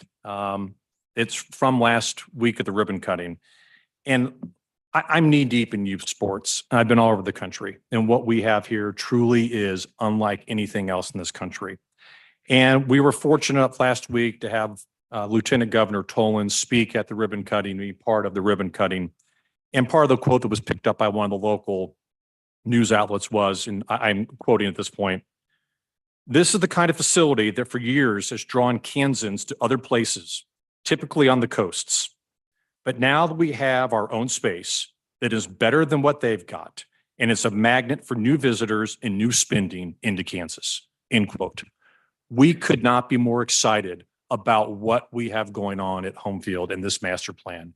And we stand here for your questions tonight. We ask for your support and we thank you for your time. Committee, any questions? Okay. Commissioner Lopez? Just a quick question here. What, are you guys, is Margaritaville tied in with Margaritaville to Ozarks? Yes and no. They're more or less franchises. And so the gentleman or the people that own the Ozarks one, again, they own the franchise for the Ozarks, and Home Field and its partners like Mr. Mobley and his partner, Mr. Swords. We own the franchise, for lack of a better term, for this market. Right. And then with the big shots and the Top Golf, what exactly happened there? You guys are gonna bring in big shots and then now Top Golf is in? Is that what it is? Yes, sir. So Big Shots as a company, not just here, but nationwide, was acquired by Top Golf. And so we were under contract with Big Shots, and they were actually into the planning phase. And then along comes Top Golf, which honestly it was a wonderful day. We got the phone call that Top Golf is buying Big Shots. And of all the projects in the country, and my numbers might be slightly off, they did not acquire or assume every contract for a future development. They did ours. And so we are under contract now with Top Golf because they acquired Big Shots. And again, they're the AAA user in this space. Right. Any other questions or comments? Seeing none, I'll ask the clerk if there are any comments received from the public. No comments were received. Thank you. I'll ask the clerk if there are any hands raised by the public who wish to speak to this item. No hands are raised online. Thank you. Is there anyone in the audience who wishes to speak? You will be given up to 3 minutes to make your comments. Please come to the podium, state your name and city of residence for the record. Sarah Lynch again, Wyandotte County. Just quick question. How Will this development affect the taxes of the residents and small businesses of Wyandotte? And if it will, how much would it raise those? Something to keep in mind. Thank you.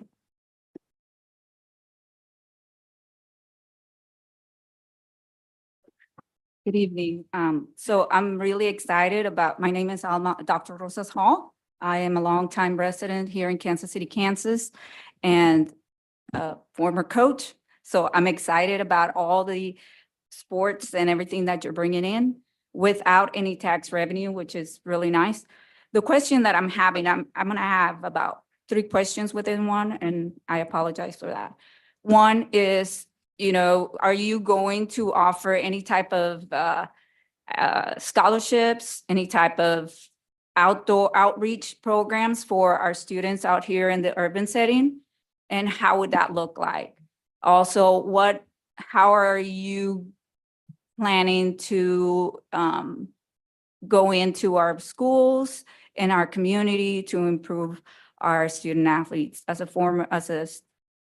kid, wouldn't be here if it wasn't for a coach or a community resource. And then my next question is, as I'm sitting here, I hear 4 different projects going on in this area. And without one, most of them are requesting tax support and or a tax increase in some of your, like the 2%, and then 21 million. And then the other one, I believe it was like 17. Additionally, we're also asking for our property taxes, which are increasing. Then we also around here is the school levy. So what is the long-term projection for our community debt-wise? And as an elected official, you have been elected to represent all of us as far as our fiscal and making sure that everybody's held accountable with our expenses in our community, especially when you look at the total income in Wyandotte County along with Kansas City, Kansas. Thank you. Anyone else?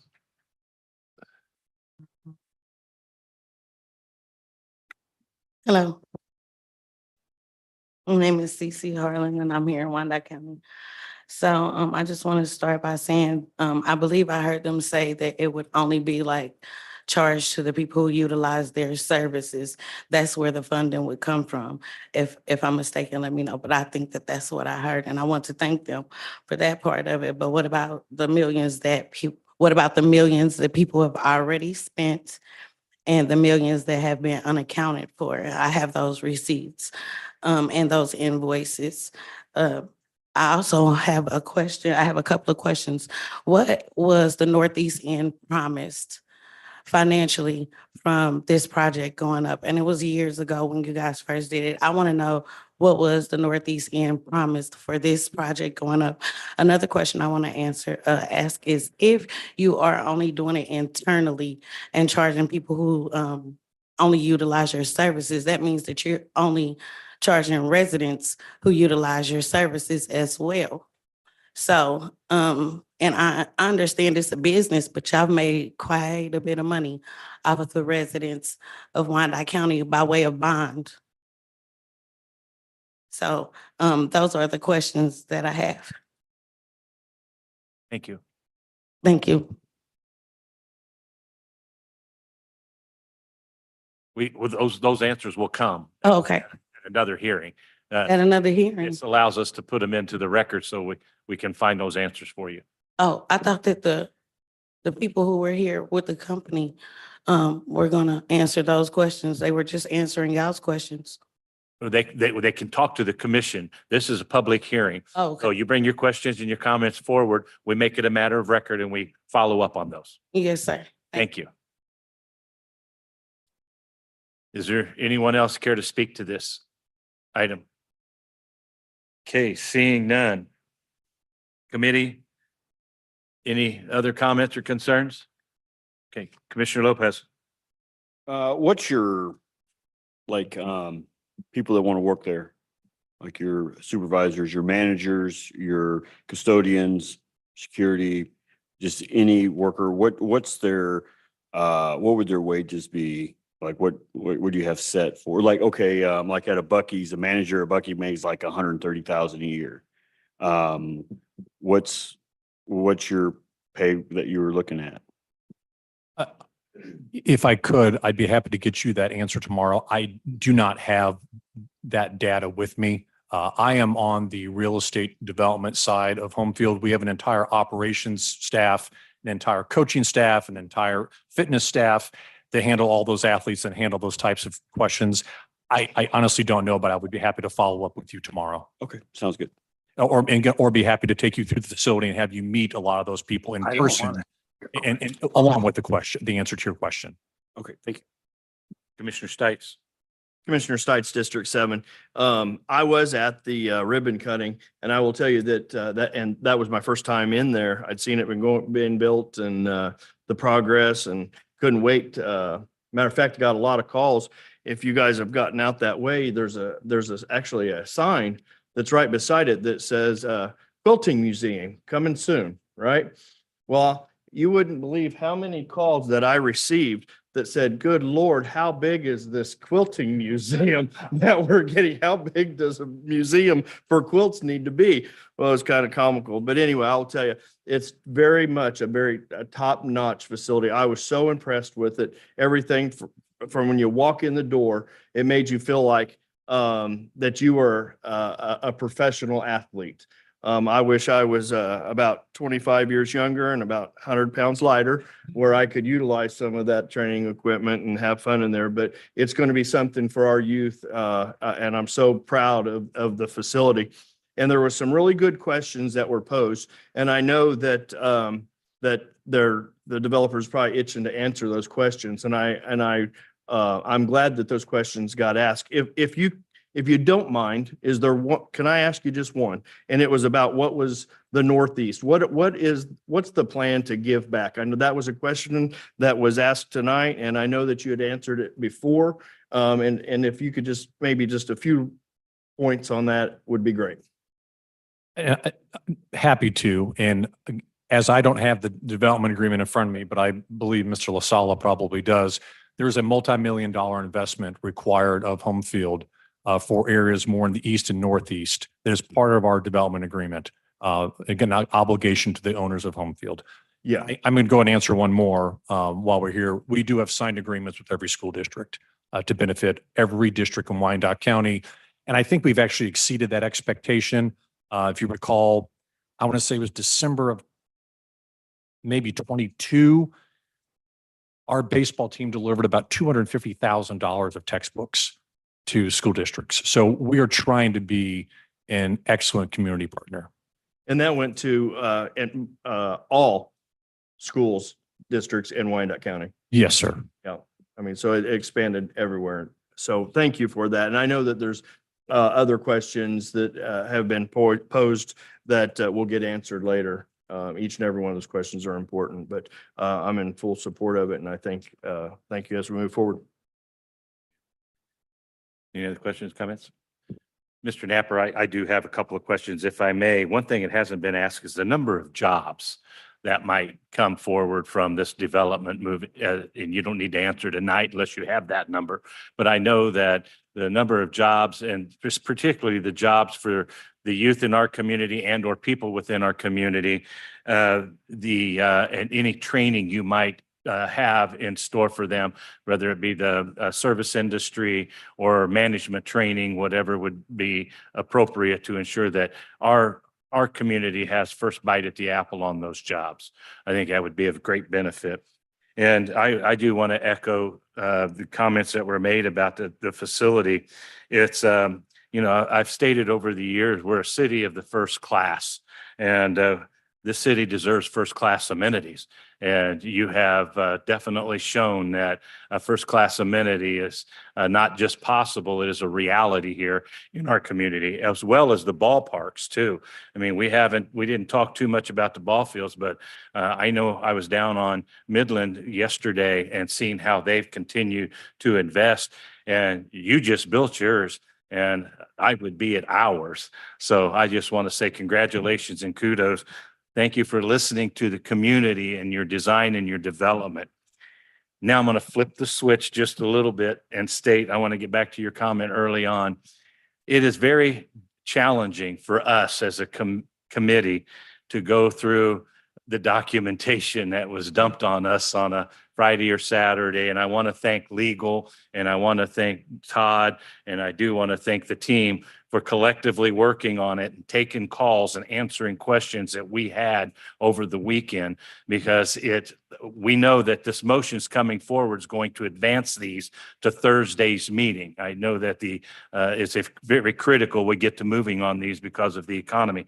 But I just want to say to my partners here at the table, thank you for your stick-to-itiveness. This was a heavy lift over the weekend, and I would hope that moving forward, that we all work together collectively to give us just a wee bit more time as we look at some of these projects, so that we can answer some of the questions that may be posed.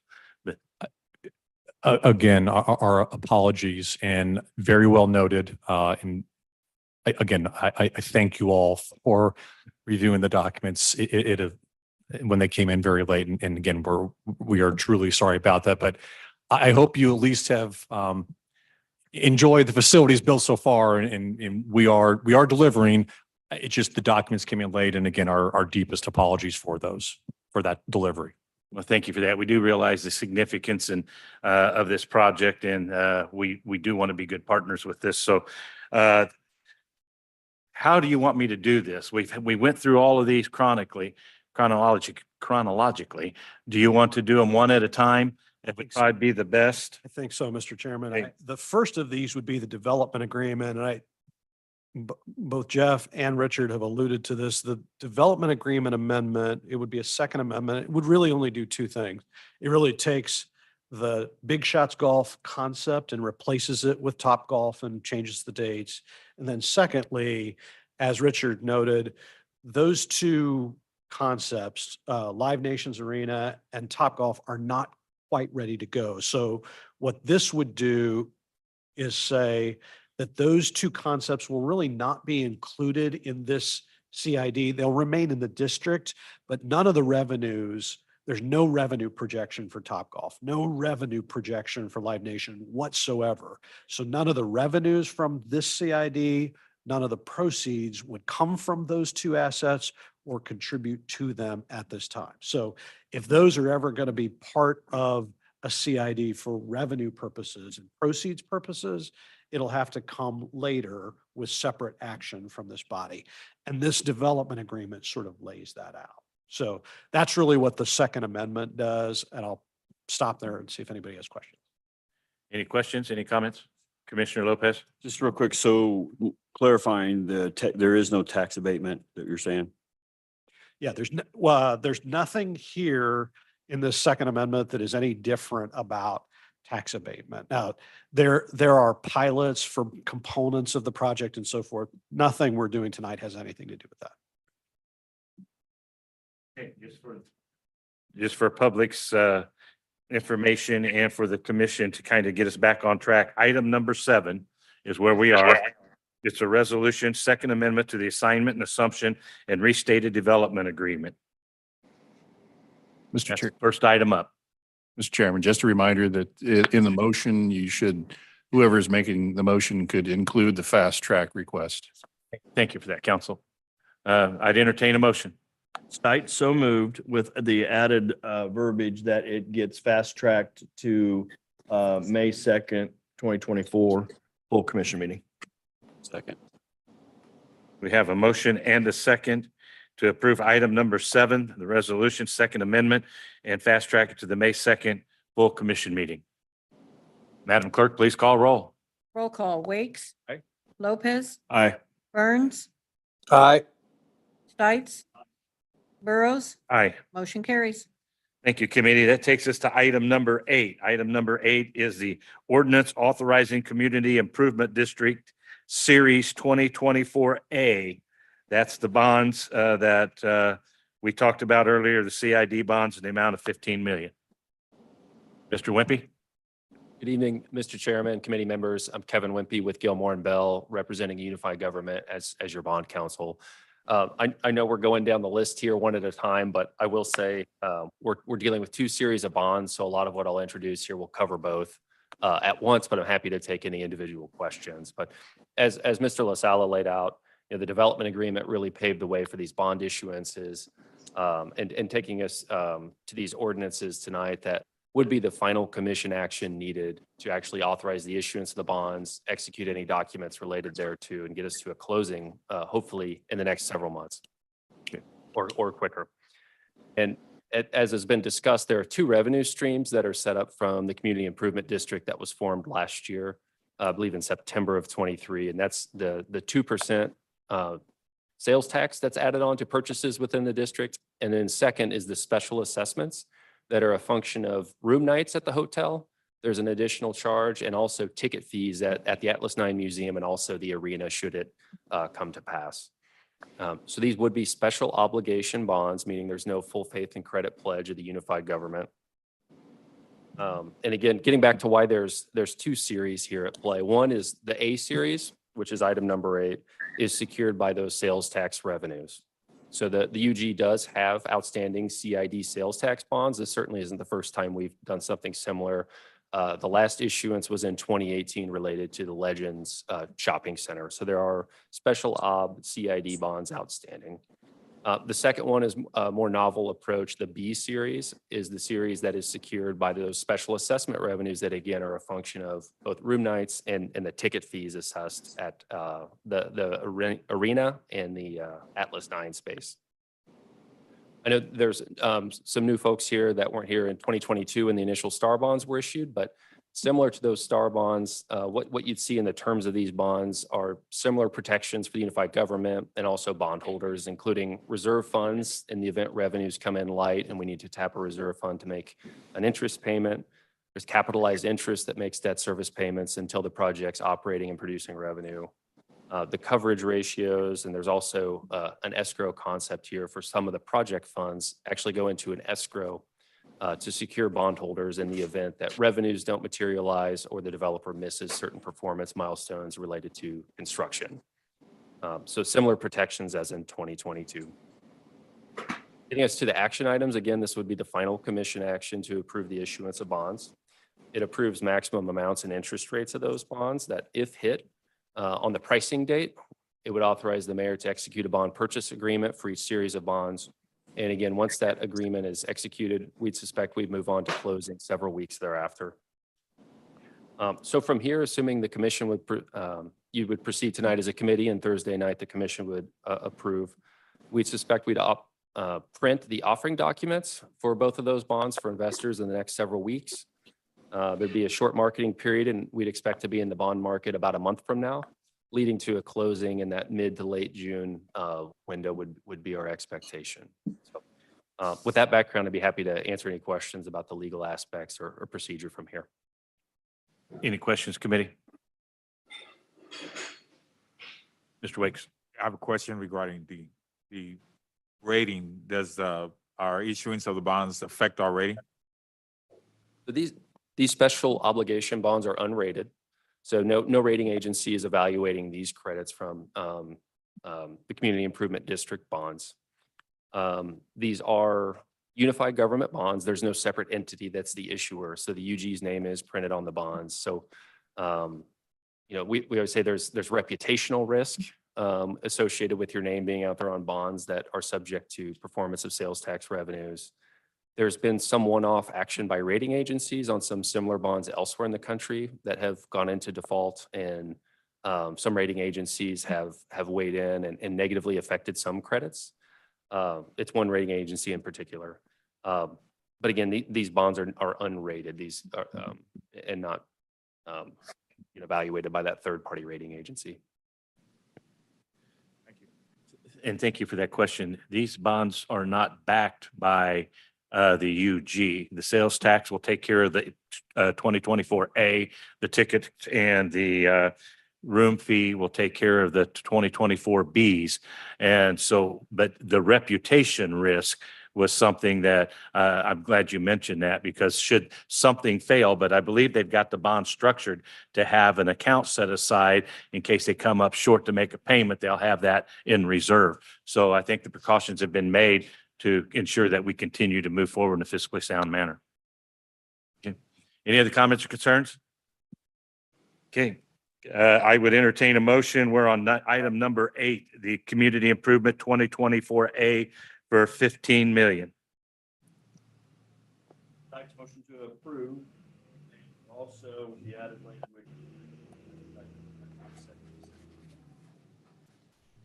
Wake second. We have a motion and a second. Clerk, please call roll. Roll call. Wakes. Lopez. Aye. Burns. Aye. Dietz. Burrows. Aye. Motion carries. Thank you, committee. Item number 9, that's the authorization of the 2024B CID for 25 million. That entertain a motion.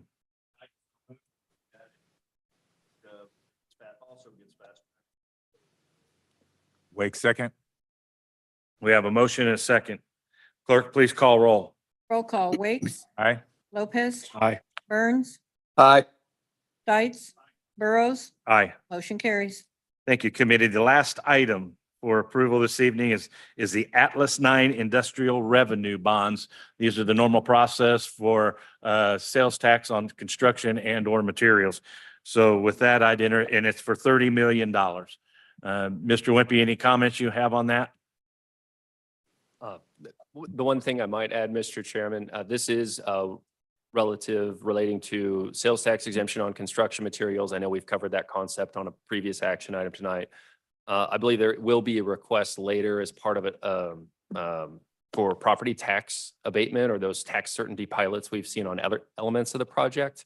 The reason the sales tax exemption is coming forward tonight is because they are underway and are in need of the sales tax exemption certificate quickly to begin purchasing their materials. So I did want to flag that for the committee that I do think there will be a follow-on request later. Tonight is just about sales tax exemption.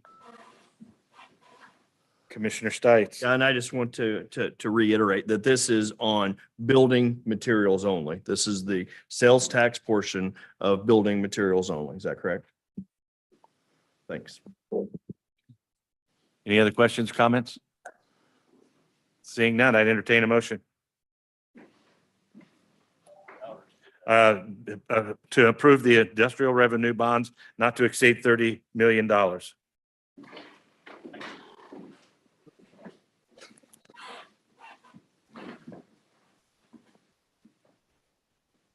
Wake second. Thank you. Madam Clerk, we have a motion and a second. Please call roll. Roll call. Wakes. Aye. Lopez. Aye. Burns. Aye. Dietz. Burrows. Aye. Motion carries. Thank you, committee. That takes us to the end of our agenda this evening.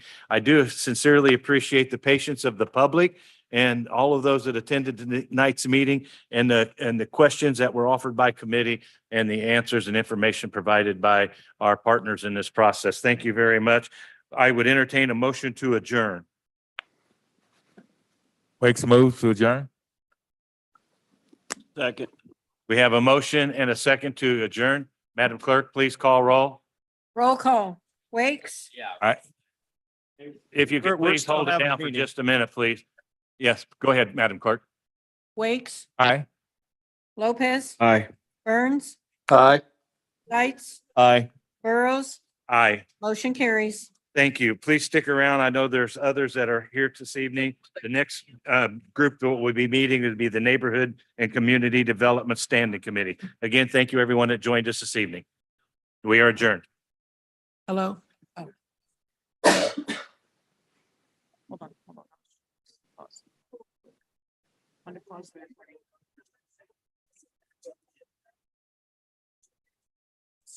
They're on the back table. They must have taken them all. Okay. Yeah, they were right.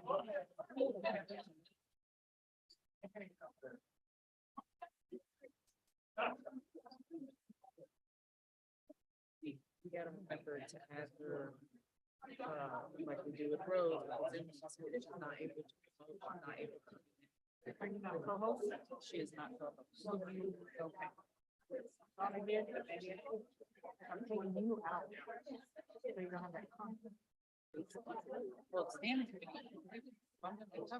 Right, right. But I think I took you out. Okay.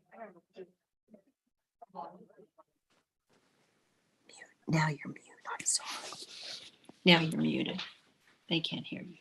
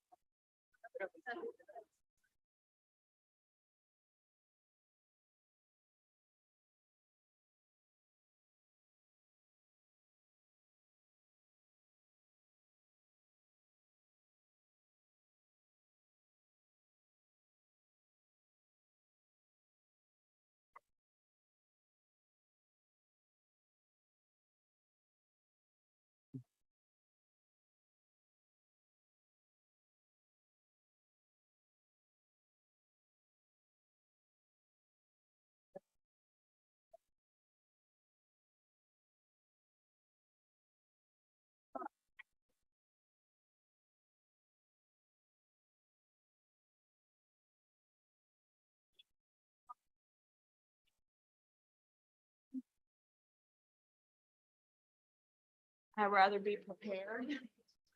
Me too. Because you never know nowadays. Yeah, could you, at your leisure, invite me into this meeting so I can be a part of it?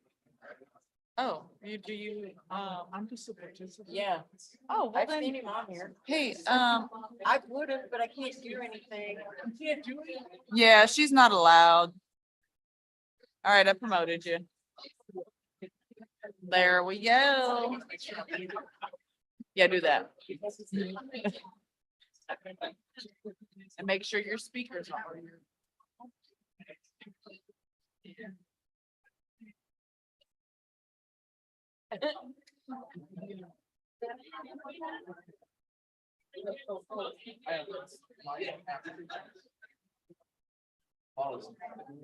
Yeah. No, but very. No.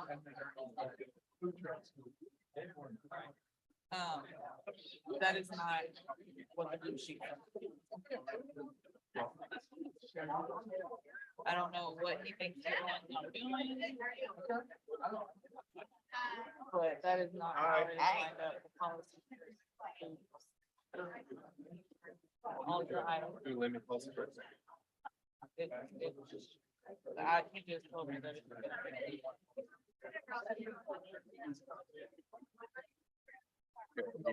Sit up here and wait.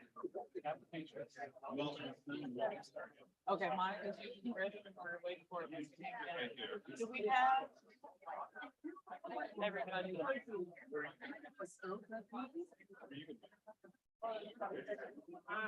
up front, you gotta sit up front. Don't make them feel alone, friend.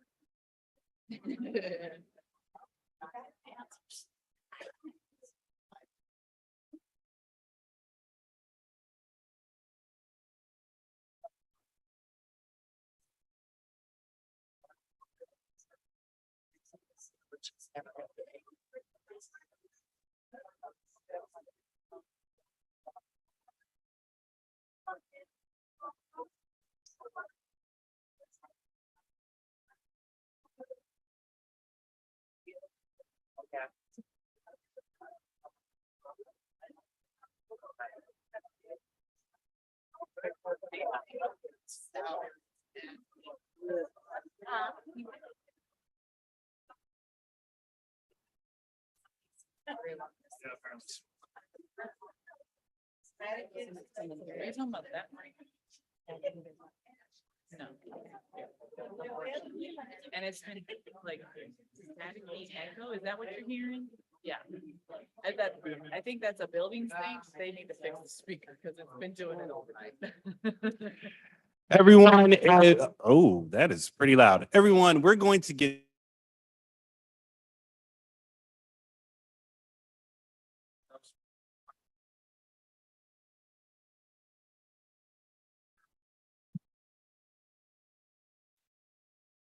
Good.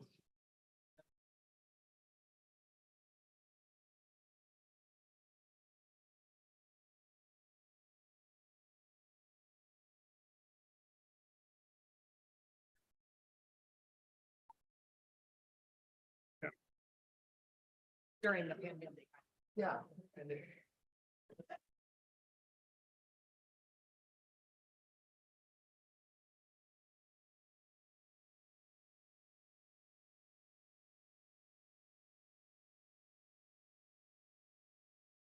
All righty, everyone. We're going to go ahead and get started.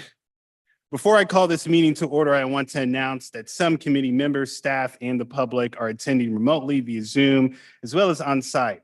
All participants joining by phone should mute their phones when not speaking to avoid background noise.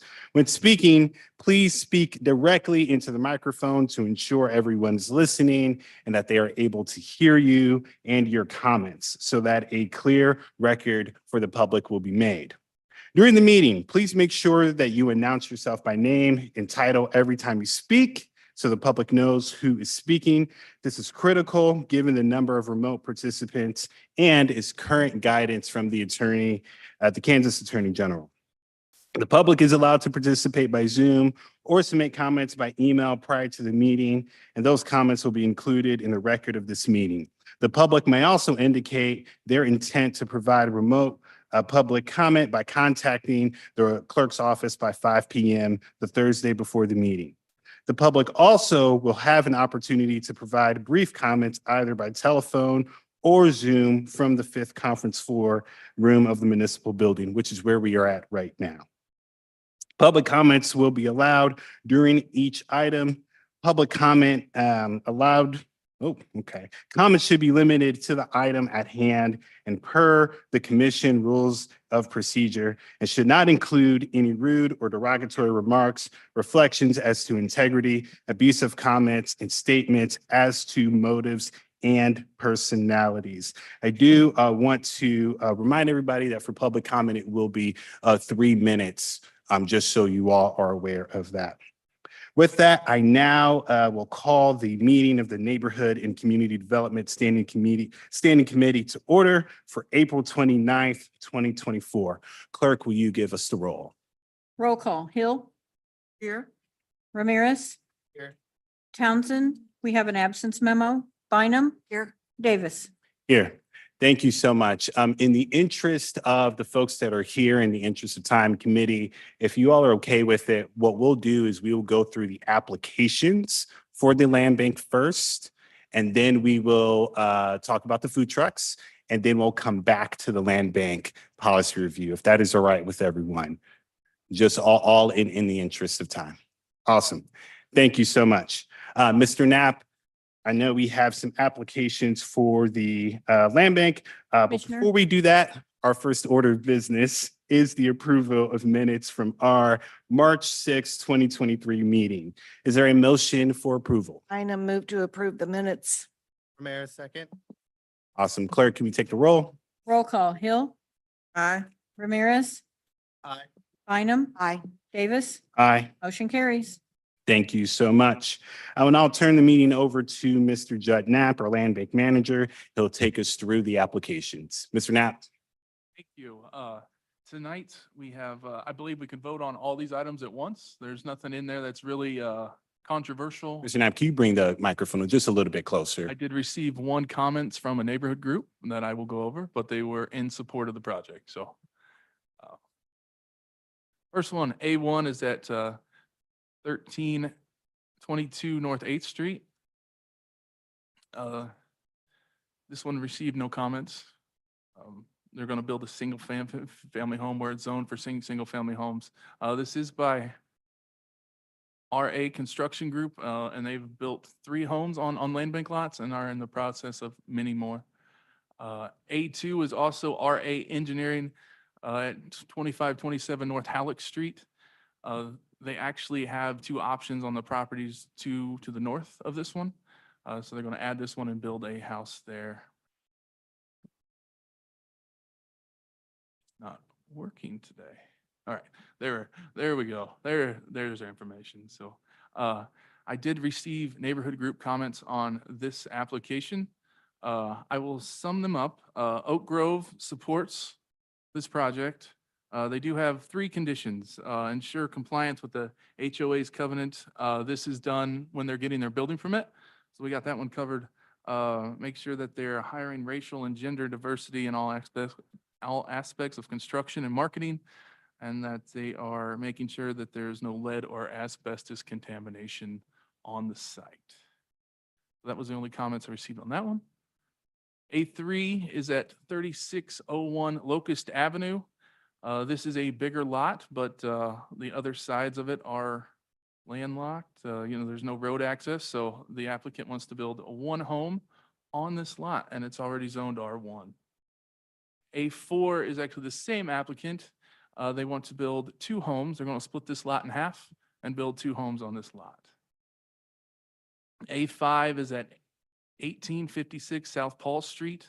This applicant has already built 1 home on the land bank lot at 611 Douglas Avenue.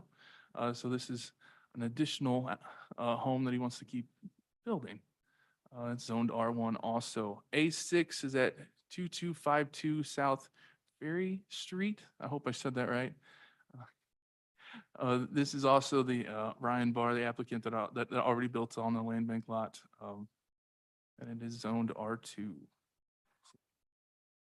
A7's at 709 Garfield Avenue. Now this is for a single family home. No comments were received on this one.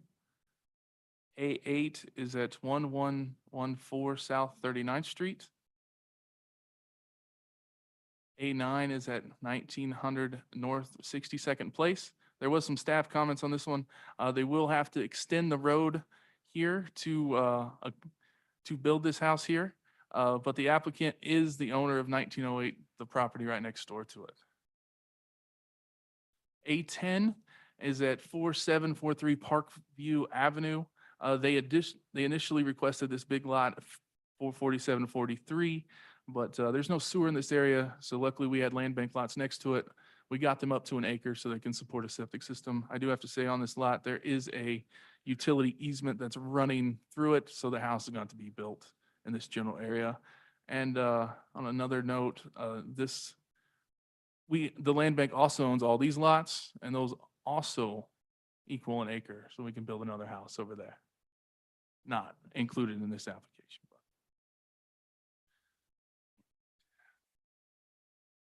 A11's at 2062 North Thompson Street.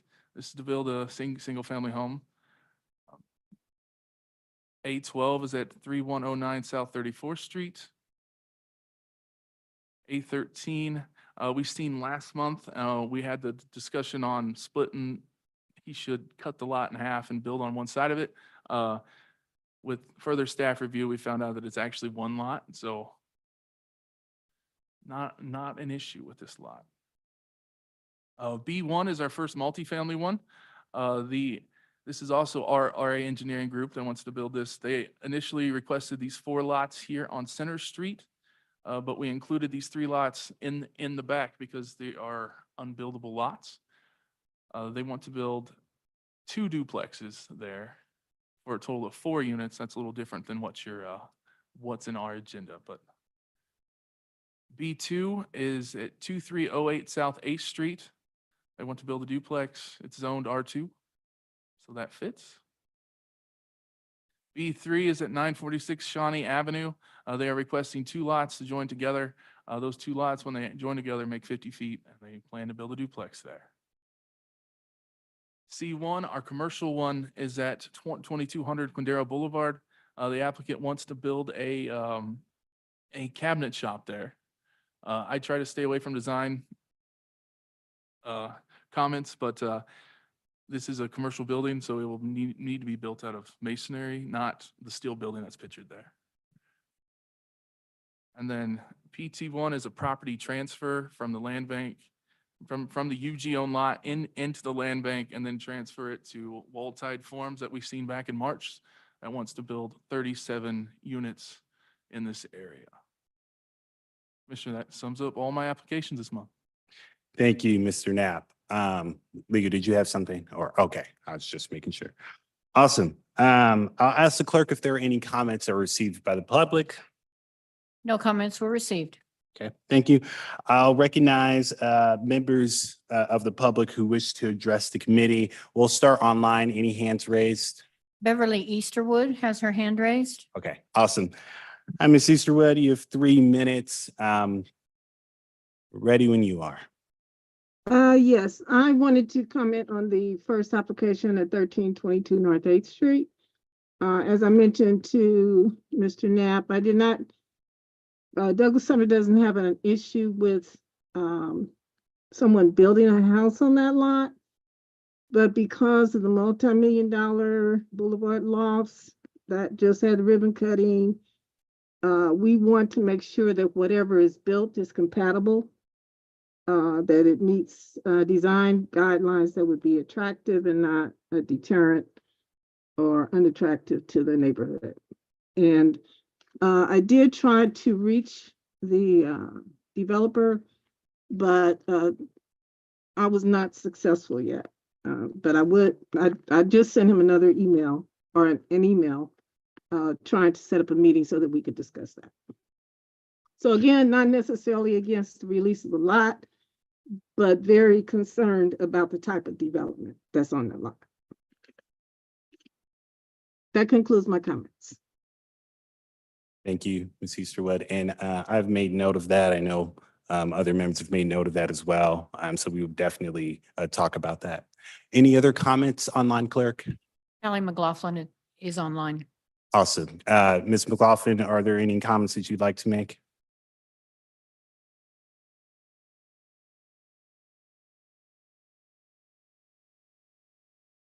Okay, I'm assuming she just arrived. Oh, there we go. Yes, Sorry, I had Ms. to McLaughlin. unmute myself. I apologize.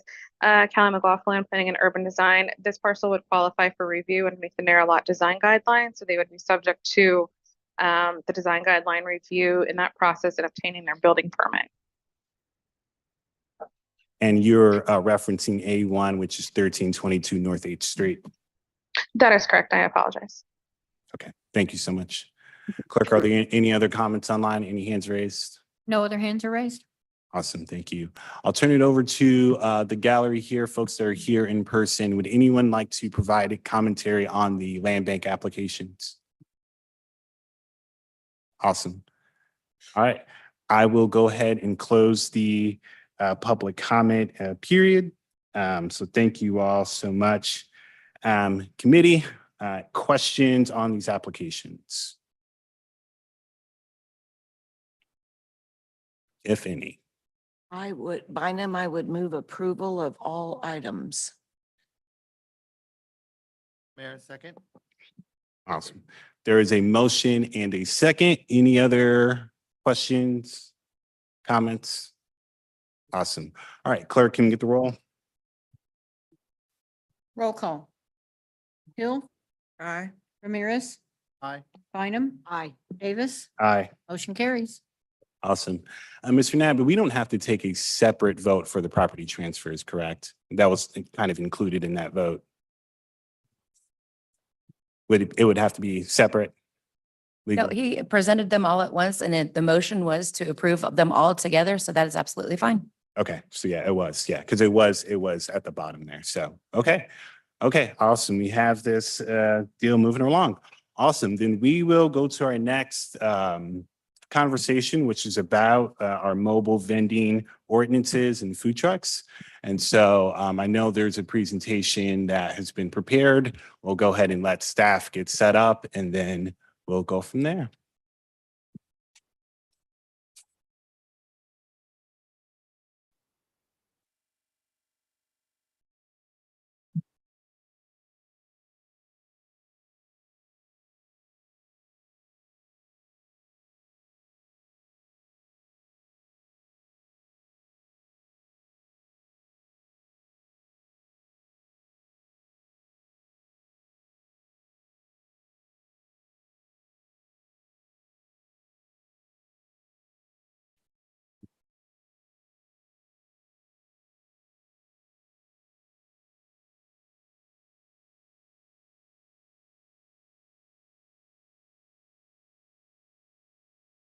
Well, good evening.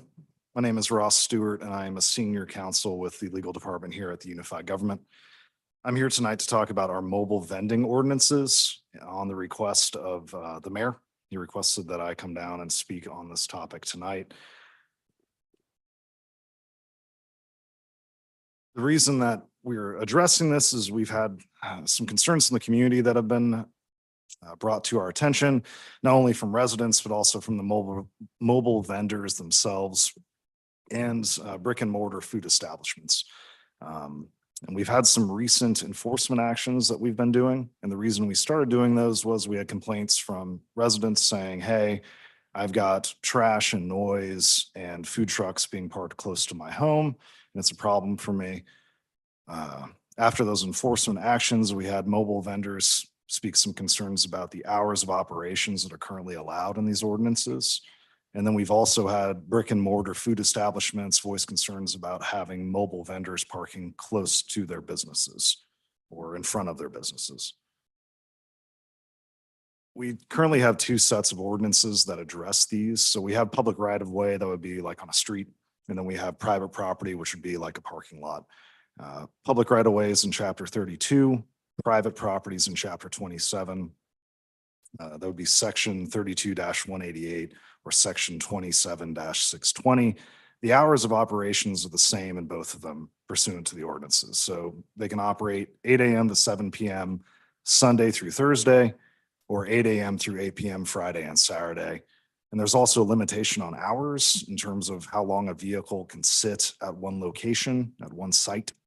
And it is 4 hours. So you can park a vehicle for 4 hours at one location during that time period, or those time periods listed. Further, at least for the right of way, mobile vending is not allowed on residential streets. It's only allowed during block parties for the time of a block party, but there can't be mobile vending on a residential street in a neighborhood. This has to be in commercial thoroughfares or arterial roads. It is specifically not allowed under chapter 32. And under both sections, mobile vendors are required to provide trash and recycling receptacles while they are selling goods. So there are some proposed updates from the mayor's office that he is suggesting to start the conversation about this. It would be a change of the hours of operation for both public right of way and for private property. And that would be changed to 7 a.m. until 2 a.m. every day of the week. That would mirror hours that bars are allowed to operate. So a bar has to close at 2 a.m. These would also be closing at 2 a.m. It would also extend the amount of time that a mobile vending vehicle could sit at one site. So it would extend it to 8 hours. And also on public right of ways to address concerns from brick and mortar food establishments. There would be no parking allowed from 100 feet of the front door of a food establishment. Now, if the food establishment owns a food truck and wants to park it in front of their own restaurant, they could do so under these suggested changes. We've had some issues with illegal dumping of cooking oil specifically, where I believe we pulled out a 2 or 3 cubic foot block of grease from a storm drain located over, I believe, over by 18th and Central. So we have some concerns about illegal dumping. We have an ordinance already that's unlawful dumping that this would be found under. Currently, the fine is a $500 minimum. There'd be a $2,500 maximum fine. I think there's a possibility of 6 months jail time. It's a Class B misdemeanor. The suggestion is to revise that because garbage is defined under section 31-1 to include cooking waste, which would be grease, cooking grease, and to up that fine to a minimum fine of $1,000 with a maximum that remains $2,500. We're essentially bringing it from a Class B misdemeanor to a Class A with that fine schedule. So that's another suggestion for change. There were some other concerns as well. Noise disturbances. There were complaints about noise from mobile vending. We have a noise disturbance ordinance. I believe it was put on the books in 2018. There are a couple different facets of it that could apply to these issues and concerns. There's currently a ban on noise that would cross over a property boundary line in a residential area. There's no time restriction. There's a reasonableness aspect to it where, if it's continuous or it's grading or it's to such a level that it would bother you, then obviously it could rise to that. Somebody mowing their lawn and you hearing it as a neighbor wouldn't qualify for that. There's also a ban for non-vehicular music that could be audible 50 feet away from where it's being played from, where the operator is on a public space or a right of way between 7 a.m. and 10 p.m. So that would be like somebody setting up a speaker outside of a mobile vending unit on the street. You should not be able to hear it 50 feet away from there.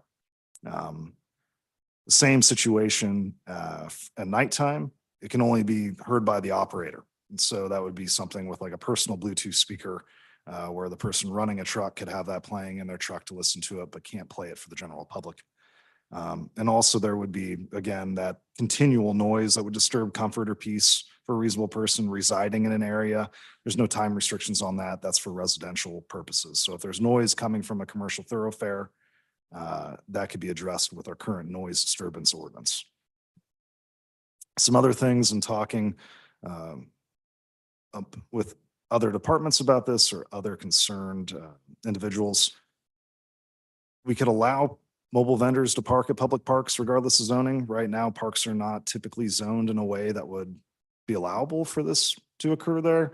And so we could consider expanding it out to that, even like a park on Central Bethany Park.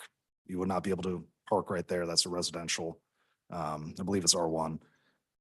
We'd also consider banning noise amplified devices for mobile vendors, period. So no music, no announcing when food is ready because you could be right next to residential area. Banning parking in a fire lane or banning parking in an electrical vehicle charging station unless the food truck itself is an electrical vehicle that's being charged.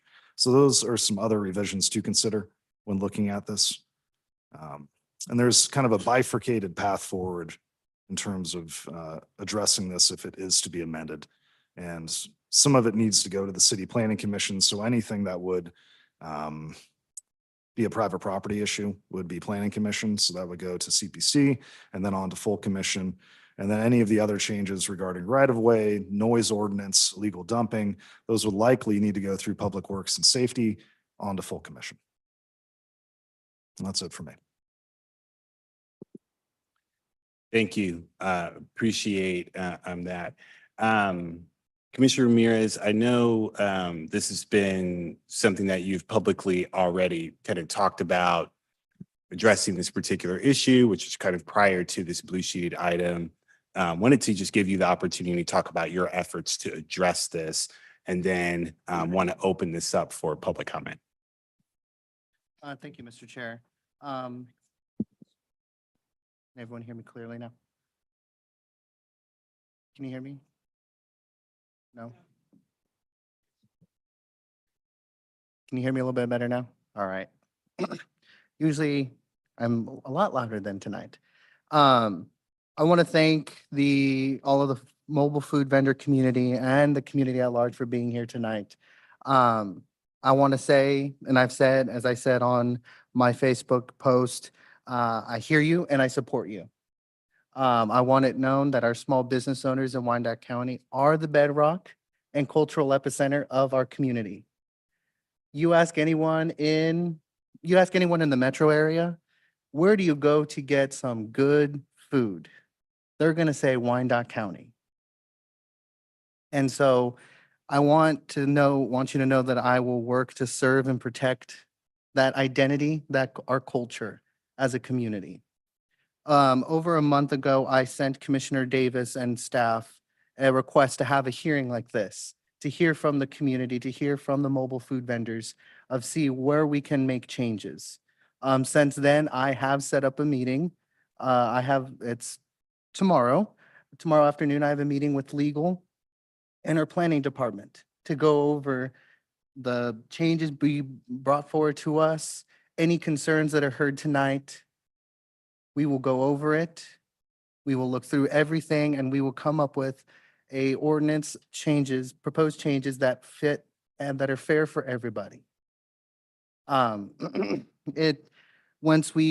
bring those options. It's not going to be one thing. We're going to bring options forward for the commission to discuss. We'll bring this to this committee and hopefully to the full commission for more consideration and adoption.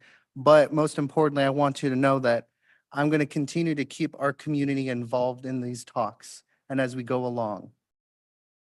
Your voice is what's important. You're the ones on the front lines. This is your life, your business. And I hear that and I understand that.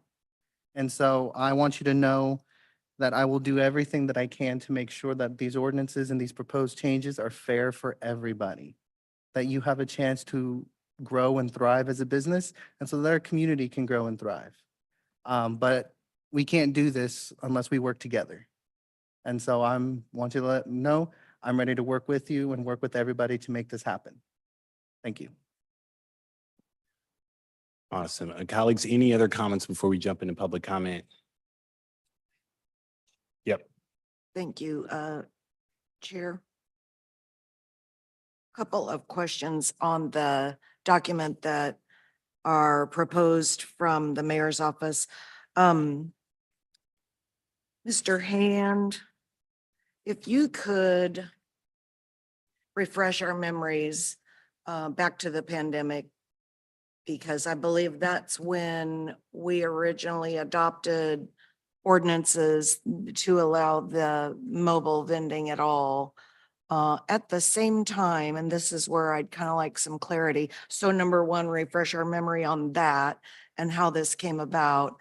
Secondarily, at that time, I feel like we also made some modifications to the drinking establishments, especially with regard to allowing them to expand sort of the outdoor part of their business and how that might relate to a proposal in here that we allow for mobile vending up to 2 a.m. when the bars close, so to speak. Because I think that with regard to the outdoor activity of those drinking establishments, that might have been a different closure time than 2 a.m. So if you could just refresh us on all that. And then after that, I just have a question for clarity. Sure. Gunnar Hand, Director of Planning and Design. So really in the thick of the pandemic, the Board of Commissioners adopted the Streets for People ordinance. It was also a bifurcated code update for both Chapter 32 and Chapter 27. Pre-pandemic, it was illegal to do business outside of 4 walls in Wyandotte County. So any bar that had a patio was technically illegal.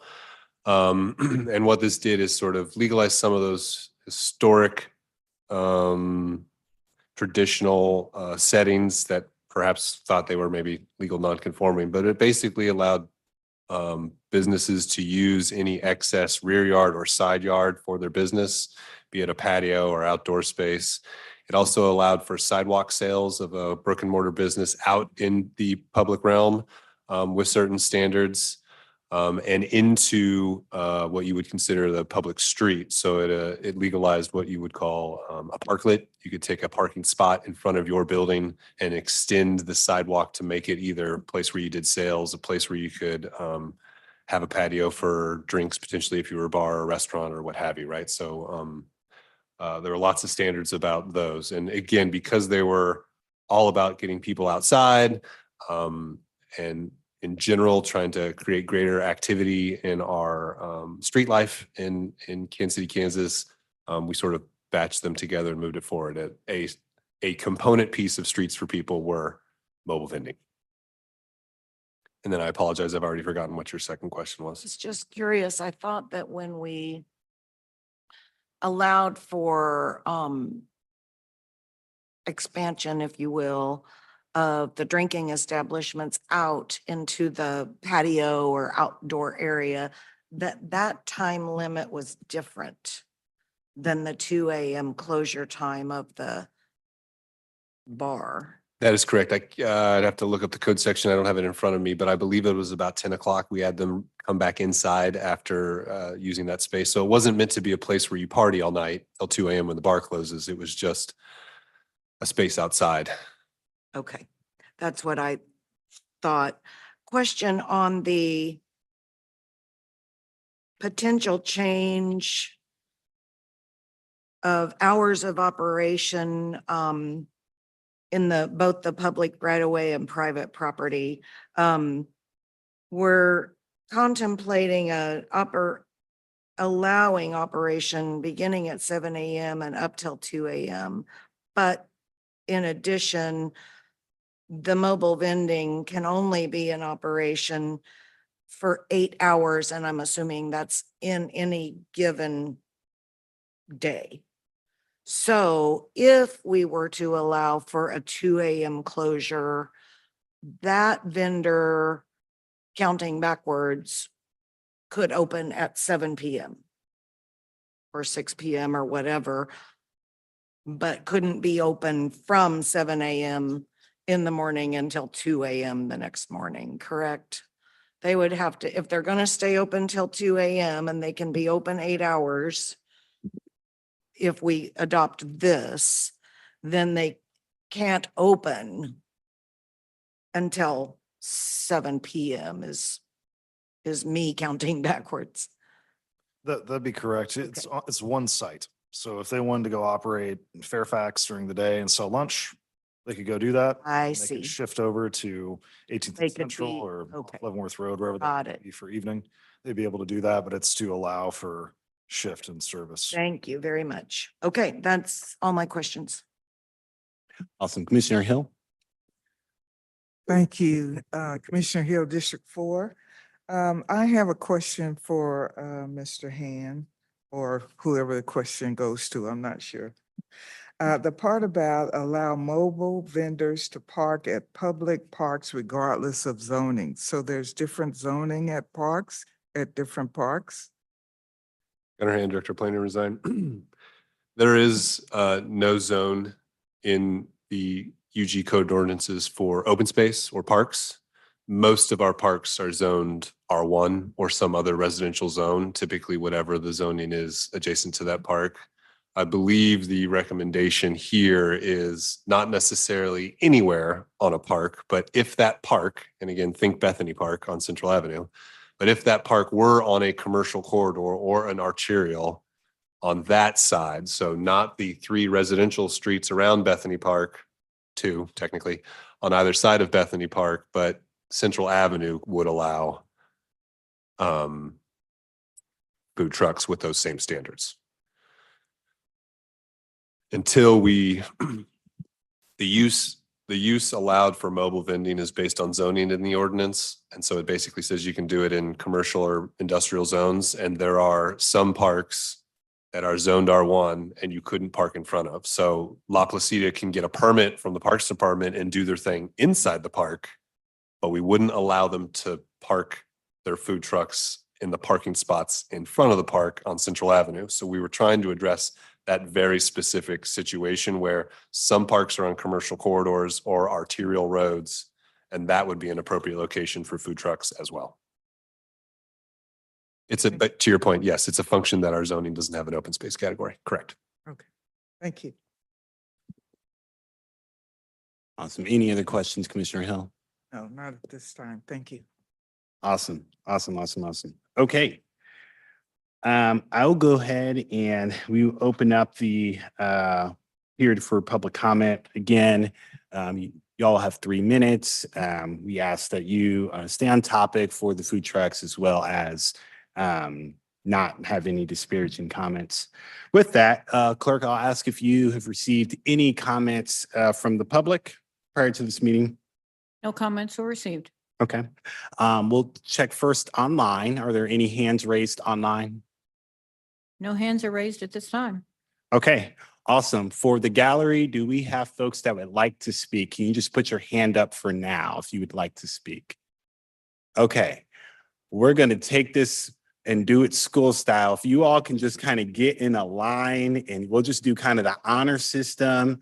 That way we just know, but do keep track of who wants to speak. And then from there, do make sure that you state your name and city that you are currently residing in, and then we will go from there.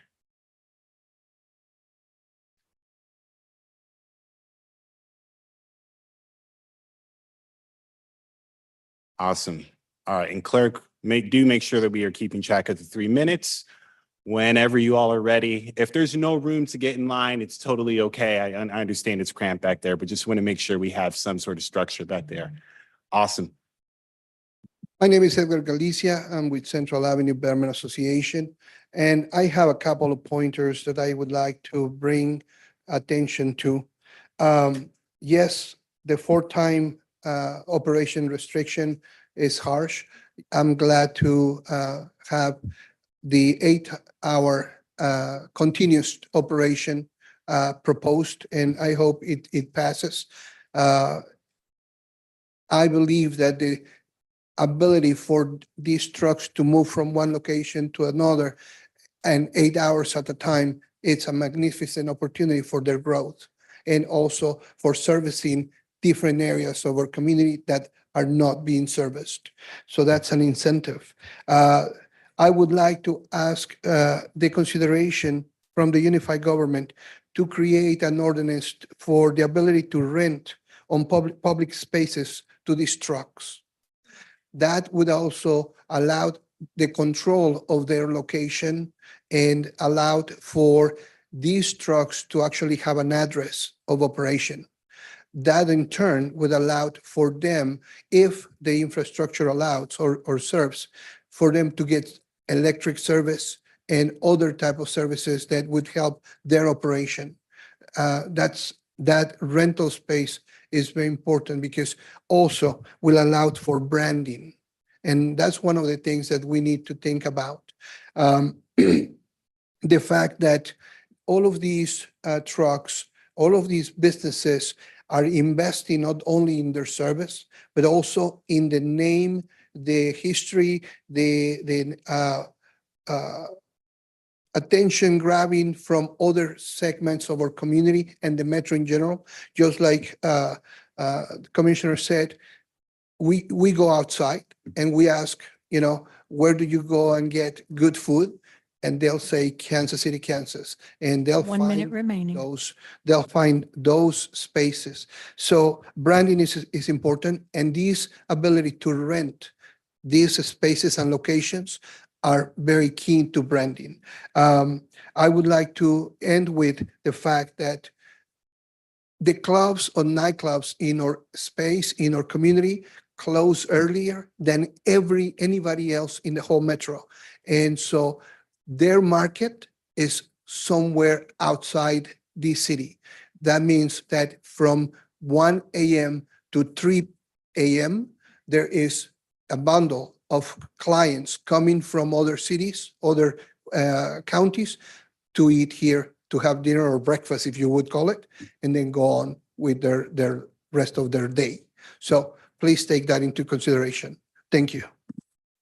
Thank you, and appreciate you all getting in line.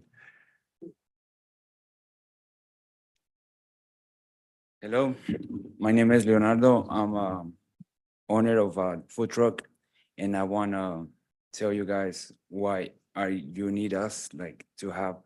Can you pull the microphone down just a little bit? Right Yeah, here. there you Here, go. right Just here. want to make sure we hear you. Okay. Just to let you know, guys, so far this year on taxes, each truck paid $43,000, and I got proofs. $43,000 in taxes. Those taxes goes to the schools, streets, it's taxes for the city, right? And it's 8 trucks. If we put it together, most of them have almost the same customers. So it's over $367,000 that they get on taxes just for that corner. And those taxes are going through the government, paying for the police and all of that stuff. And I got proofs of that, as each of them have their business. All of them have registration with the city, fire department. They got their permits, licensing.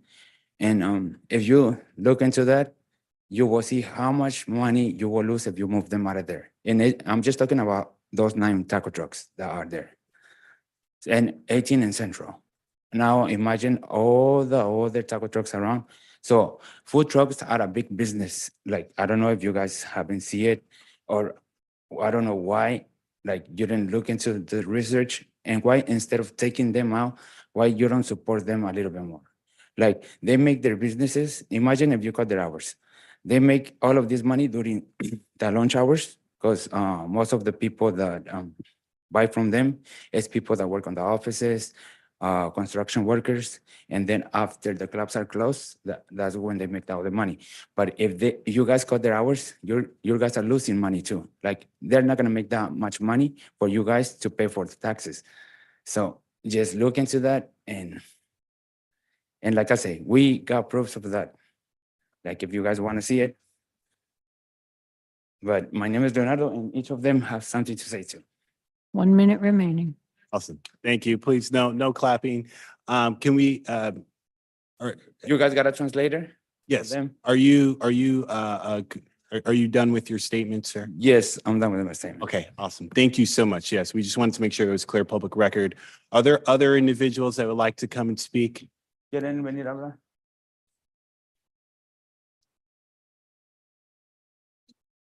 You guys got a translator? Or, okay, I can translate? Yeah, absolutely, absolutely. Hola, mi nombre es José, soy dueño de Taquería Hernández. Ok, pues por las ordenanzas, pues nos estaban afectando.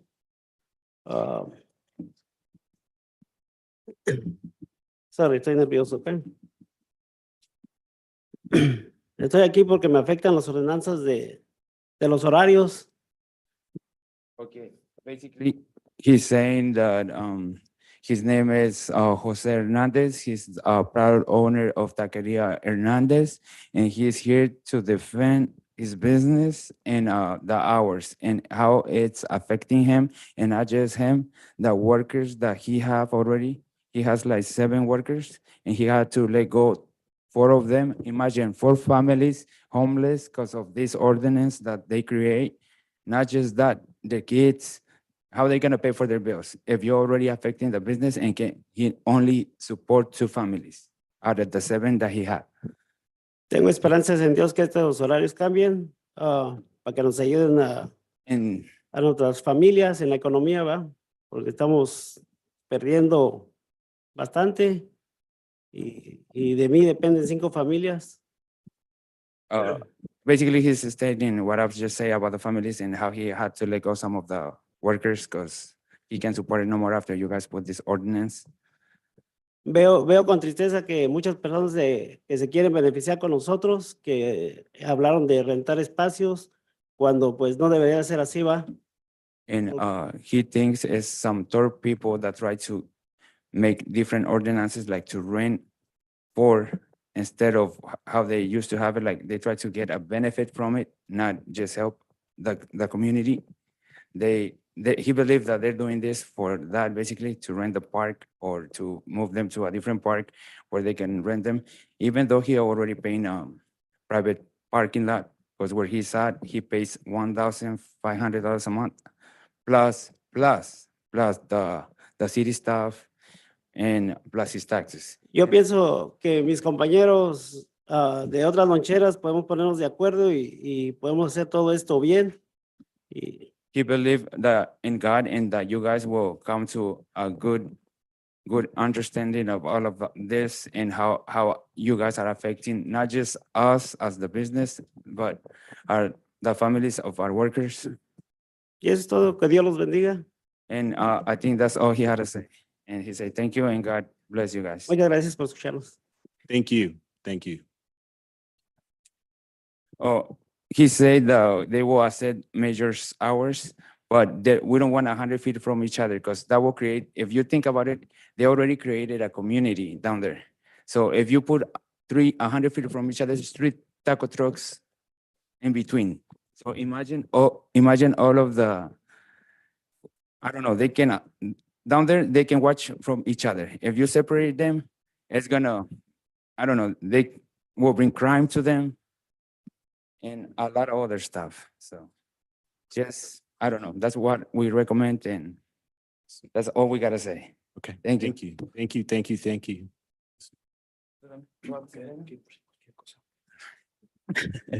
Hello, everybody. It's me again. It's Francisco Valencia, my wife, Judith Arevalo. We owners of Paco's Tacos and 18 and Central. We've been in the business for a year and a half. We started working in 18 and Central back in May 2023. And then since we started working there, we like some of the news say that we don't have no regulations, that we don't have no permits. Like we don't make any moves until we have everything online, like health department inspection, fire department inspection, LLC insurance. We already pay too much money. Plus, we employ 5 employees. If you guys don't believe that, we pay 5 employees. We pay $43,000 in taxes this year. And then we had to let 3 of those guys go. It's 3 families. They're suffering because we cannot operate after 8 o'clock. As you guys can see, we got videos. I got pictures, how we clean out the streets, myself, with the partners, with the other compañeros, with the rest of the food trucks in there. During the winter time, the city don't even look at the street. There was so much ice, probably 2 inches of ice. Nobody removed that. I had to remove it myself with the rest of the crew. We do it by hand. We put salt on it during the summer. We clean out the park. We cut the grass. We clean out the trash. We never leave this dirty. There can be one person out there. I got videos. I got pictures of what they do. Some people don't care. Some people up there, they don't have all the permits.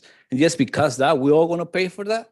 Like every time to make a living, like we're trying to make a living out here. We're not on the streets asking for money. We're not on the corner asking for $1 because we got a family dying. That's not true. No, we're workers. We are hard workers. In year and a half, 2 years, you guys can check in my records. We don't have not one violation by health department. Every single inspection, we've been passing the first time without any felons. 1 minute remaining. Yeah, for the food trucks, because we care. As you know, we probably look all Hispanics like thinking that we don't even know how to read, how to write. But we educated. I educate myself. I'm a certified chef. All right, I got construction company too. I do a lot of stuff, not just one thing. So I go up and beyond, and I help a lot of people. And I hope you guys can help us out. Yeah, and there is a restaurant. We're not even close to the restaurant. We're like 500 feet away from one restaurant. There's only one complaint, especially that restaurant. Last year, they have a critical violations from the health department. Actually, last month, a critical violation: undercooked chicken, anti-sanitation cutting boards, raw eggs. We don't do that. We wash our hands. We got sanitation. All the guys, they understand how important it is to work with food, and how important it is to save safe food. So Your please time has help us out. expired. It's in our hands, and so you guys' hands, and then we can do anything in our hands to keep the area clean. Clean as we go. Don't dump any grease into the sewer. So let us know what we need to do. We need to work. That's all we ask. Thank you very much. Thank you. Thank you. I'll just remind you all, we cannot hear if there's like murmuring or talking and stuff. So when folks are speaking, please try to be quiet. It also is really, really important that we're able to hear so that we're able to make a public record of what folks are saying. So please try to be respectful so that we can hear what is being said. And we also have this kind of vent thing that's right under me. So please try to be as quiet as you can. Yes, do we have another person? Yes. Sorry. Mi nombre es Marta. Vengo representando a Tacos Los Primos y vengo a dar la cuestión. Okay, my name is Marta. I came here to represent Los Primos food truck.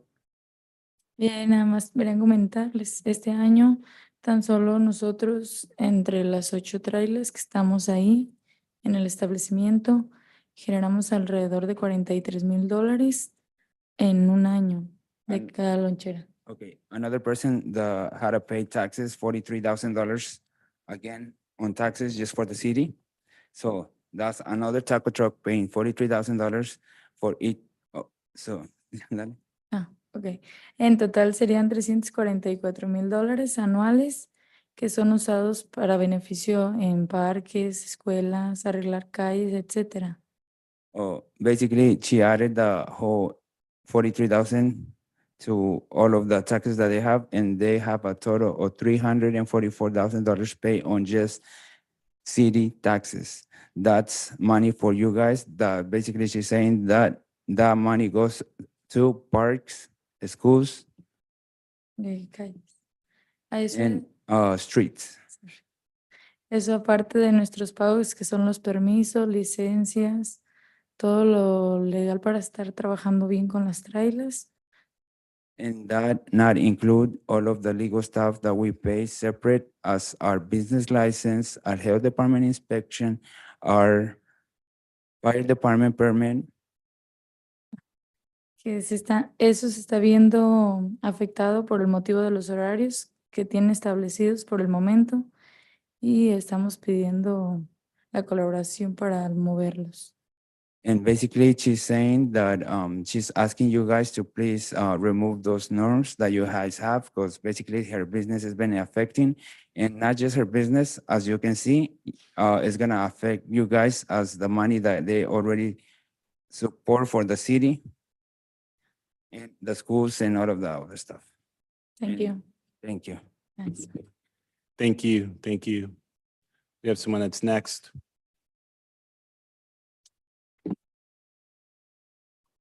Buenas, mi nombre es Tomar Mendoza. Mi lonchera es Antojitos Catrachos y pues nosotros estamos aquí porque nos estamos viendo afectados. De mí dependen 2 familias. Nosotros las 8 loncheras podemos regular la música.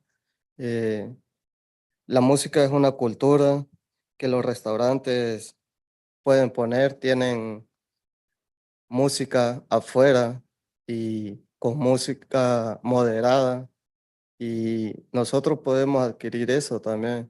Okay, basically he's saying that his name is Antojitos Catracho. His taco truck depends of 2 families, and he's talking about the music. He say it's important since it's part of our culture, but with a little bit of regulation and have our times, like not have it until late night. Thank you. That's all he had to say, and thank you. Thank you. So we have someone else. Mi nombre es Irma Morataya y soy dueña de una food truck y el nombre se llama Antojitos Morataya. Estoy acá por las declaraciones de los permisos de las licencias. Bueno, regreso. Tengo todas mis licencias en regla. He pagado todo. Tengo pagos de las sales tax, taxas. Estoy llevando a cabo al pie de la letra como la ciudad me lo ordena. Okay, her taco truck is Antojitos Morataya, and she said that she's been paying all of her permits, licenses, and business licenses. And she's not good for you guys to move her out of the park that they already have there, since they already have their clientele. And most of the people that they go and buy from them, they already know where they are. The thing that is affecting all of them is the hours.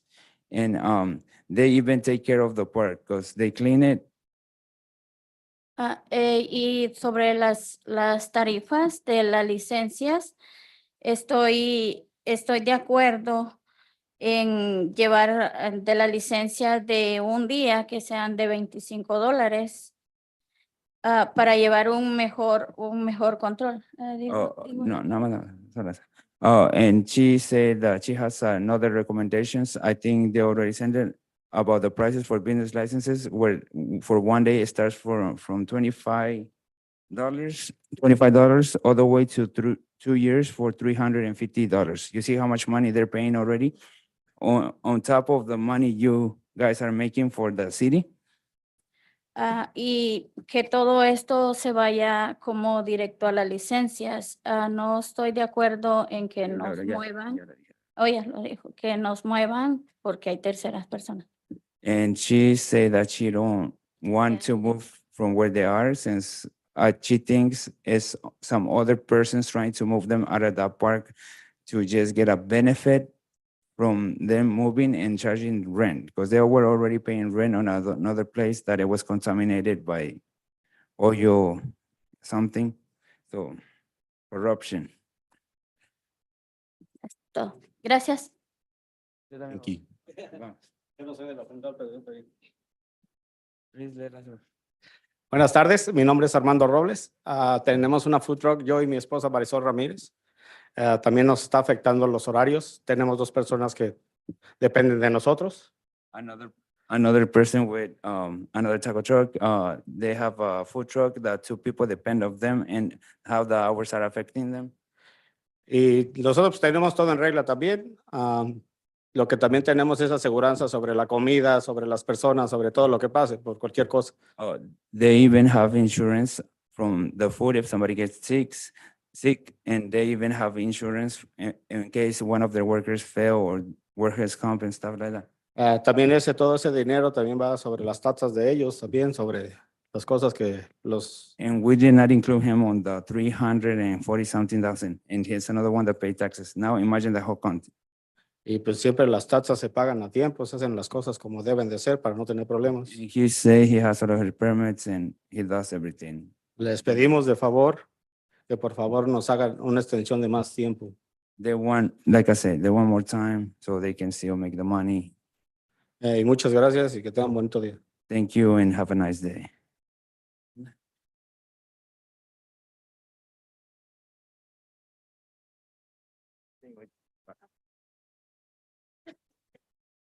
Hi, my name is Sarah Lynch, resident of Wyandotte. You guys know me by now. It was when I met these fellow vendors and food trucks that I got to know them, got to know not only what great people they are, but also how it is that they contribute to our community as YCO residents, as YCO vendors, as small businesses. Leo and I are both very exhausted right now because we've been trying to think of the words to explain to you guys what this ordinance does and how it affects their businesses and their sales. And something that I'd like to convey to you is that there's the limit in this ordinance for 8 hours at a time in any given location. And it's really their right as citizens, as residents, as vendors, as merchants to be able to sell or wherever they choose to park their truck for as long as they choose to park their truck. But more than that, they also now have clientele throughout their various spots. They have sales niches. They have places where they provide their services and where the residents depend on their services. I know you guys have reports that you've received complaints, but what you haven't yet heard are the excellent commendations of their food, of their, not only their food, but their general pleasantry and what it is that they provide. And so I feel like you guys should take that into account when you're thinking of how it is that you're going to best craft this ordinance, because 8 hours in one place, it's better than 4 hours in one place, but it's still not fully meeting the needs of both the merchant and the customer. 1 minute remaining. And this right is something that I feel like you guys should take into consideration. Thank you. Thank you. Do we have any others that are wanting to speak?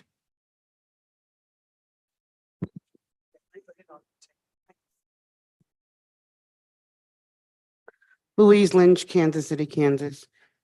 First, I want to thank you all for making this meeting and listening to what all these vendors have to say. And I want to put out an extra thanks to Mayor Gardner for, after being so ill, jumping back in the saddle and making sure that this comes to be and working very hard to make this happen. The vendors are very pleased with the hours offered and they will accept them. But I want to talk a little bit about some of the things that are disturbing that I would like you to consider as you're crafting this ordinance. These people have been harassed, been intimidated, been accused of being filthy, being accused of assimilating them selling tacos to selling marijuana, crack, and cocaine. This is despicable. This happened on April 19th when 14 police officers, captains, and sergeants came upon 6 vendors because they were there to check their permits, along with business licensing. After intimidating them, attempting to intimidate them, and simulating they're selling tacos with marijuana, crack, and cocaine, and I do have the video for that. It is just deplorable. Nobody has the right to do that to people who are trying to earn a living, who have taken care of themselves, their property, get there early, and they wind up helping to feed the homeless. They don't have them stick out of the trash. They give them hot food. They give them part of their profits. They are an integral part of this community. And to be harassed and treated like that and told by the police that 2.5 weeks prior, that there was a meeting between 6 commissioners, the 9th floor staff, and the upper echelons of the police department 1 minute remaining. come down and do this raid type or educational blitz. I would like for you to meet with them personally and hear their experiences. 10 people are not here tonight because they were so traumatized and fear to come here. That's not what WICO is about. It is about everyone. They deserve to be able to survive and to raise a family and work hard. They don't have health violations. They don't have permit violations. I can go ahead and testify to that as business and licensing told them, and we have the video to that. But also told them that they knew that some of them were being extorted for over a year and they Time did has nothing. Your time has They said it was expired. not their job. They allowed them to do that. Thank you, Ms. Lynch. Thank you for your time and please consider everything they have said. They are great people. Thank you, Ms. Lynch. I do want to get to some of the other folks that are behind you. I do appreciate the commentary. Awesome, awesome. All right. I'm Helen Hokinson. I own homes in both District 7 and 8. I am in support of revising the ordinances that would support both these small businesses and the neighbors. I think we can find common ground somewhere. I also think it's important to address, I don't know how a business is normally informed when they're in violation of an ordinance, but I think it's important to mention that fear is a weapon. And if my understanding is true of how these business owners were informed that they were in violation, I just want to say that my expectation moving forward is that we apply a different intentionality to enforcing our ordinances. And also, we made some missteps and we sent a pretty strong message to surrounding communities, the KC Metro, that we are not friendly to small businesses.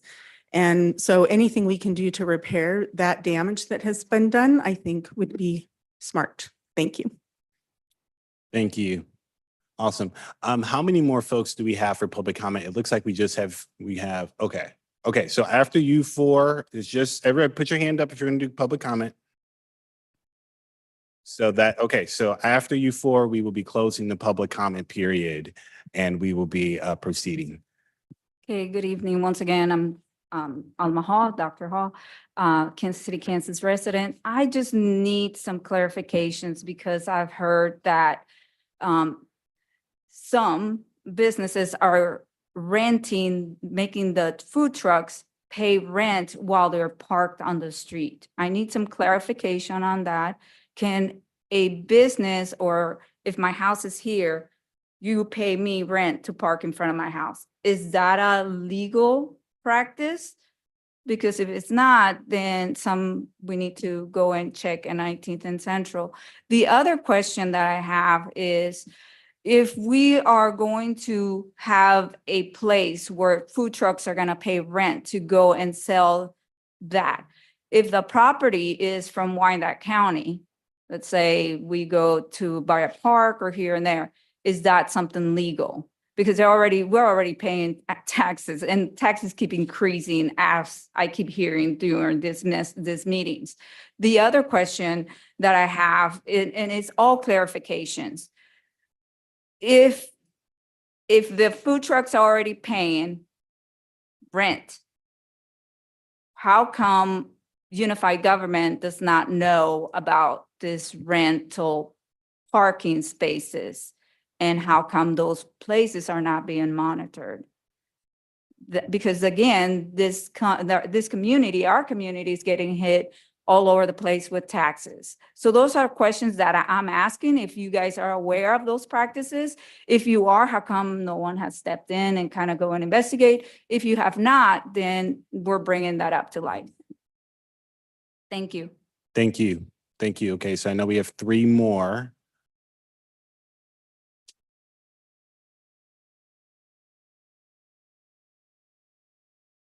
Hello, everybody. My name is Juan Sanchez, and I also am a food truck operator, owner.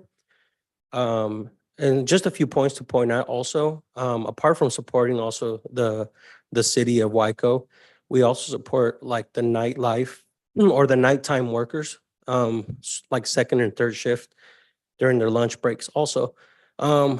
We have a huge crowd also that we cater to, like Kellogg's and some other third shift and second shift facilities that are in Fairfax area, and they always come down or we deliver to them.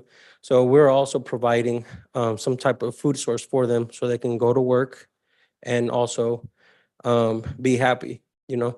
And I also want to say that I want to appreciate Mayor Gardner for the revised ordinances. I think it will make a huge impact to the community of the mobile food vendors. I know a lot of them couldn't be here that I know and invited personally, but they also are in that same route and that same agreement. Thank you. Thank you.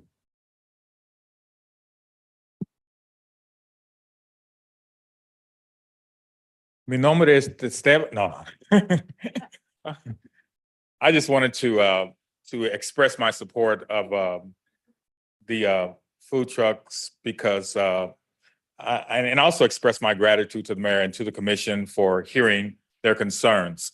And I think that really, and I stress this even as in my role as an elected official, communication. Many times we want to make ordinances for people that we haven't really sat down and spoken with. I think attempts were made with the mayor to meet with the food truck vendors to try to come up with a way in which he could provide a proposal for the change of the ordinance. And I think that is why we have what was provided today. But I think that because I speak Spanish, I'm not intimidated by those who speak Spanish, you know, and so it makes it easy for me to communicate with them and communicate with those who speak Spanish. And I think because of the influx of Spanish residents within our county, a lot of us, and it seems, and I was very disappointed with the way in which many of the decisions that are made by the unified government seems to be resistant to our new immigrants. And I think it's very important that we pretty much, even with, and I was very upset with the safe and welcoming, but I think that better communication needs to happen between the commission and the residents, particularly when it comes to those that don't speak our language, that have concerns that really need to be addressed. And I really thank you for having this time so that you could hear from them. And now that you've heard from them, it is my prayer, my hope that this commission this committee will provide to the commission a recommendation after you've spoken with them that will be acceptable by both them as well as our county commission. Thank you so much. Thank you, Mr. Wicks. Please hold the applause, everyone. We still want to be respectful and make sure that we're able to get through public comment. This will be our last one here. We'll check if there's anything online, but this will be our last one here. Yes. Pamela Penn Hicks, Wyandotte County. I just wanted to share that I've had the opportunity and the pleasure and the honor to work and sit down and break bread and listen to the story of these individuals who are trying to do a great thing, be an entrepreneur in America. And their story has touched me. It brought back some memories. I want to share with them that they also have company in that harassment. We had the same situation on Quindaro with black food trucks that were there for First Friday, and they are no longer doing that because of the harassment. So I hope that this gives us an opportunity to work with all of our entrepreneurs in this community who are trying to make a living and provide tax base and be a member of the community. And so I want to personally welcome them and tell them I look forward to eating more tacos. And Jose, thank you for the horchata. Thank you. Well, I want to thank you all for coming out. I know it has been quite a night of you all sitting there through the first committee meeting and then these land bank applications, and then you only get 3 minutes to speak and everything. And so I hope you all feel like this time was worth it for you all to express yourselves. We do want to make note that if you would like to send us more information or commentary, you can do that through the clerk's office. Our email addresses are also available. And I personally would be more than happy to meet with you all and hear more about your concerns and your experiences. With that, the public comment. Oh, yes, clerk, do we have something? We do have one hand raised online. Yes, okay. So the public comment period for here is closed. Online, this will be the last one, and then we will open it up to commissioners. We have James online. Sir, you'll need to unmute and give your name and city of residence. Hi, this is his wife, Allison Williamson, Wyandotte County residents. We just wanted to see whether there's been any push to have food trucks be in the unified government area. You know, you have all of those businesses, the courthouse, all of those employees that would like to come out and have lunch, and they're hungry at lunchtime. Is there any move to have some food trucks lined up, you know, like around that driveway area where the potted plants are, or any area around the city and court buildings for employees to actually have lunch? Ma'am, is that all of your comment, or were there other things that you wanted to add? That's it. Thank you. I just want you to consider, you know, having a resource for employees down there as well. Awesome. Thank you so much. I know there were like food truck Fridays that had happened some time before. So there have been some efforts with City Hall being under construction. I think it's a little bit challenging there, but there's definitely some possibilities for the future, especially in front of Memorial Hall and other spaces. So no, I really appreciate that comment. Okay, public comment period is closed.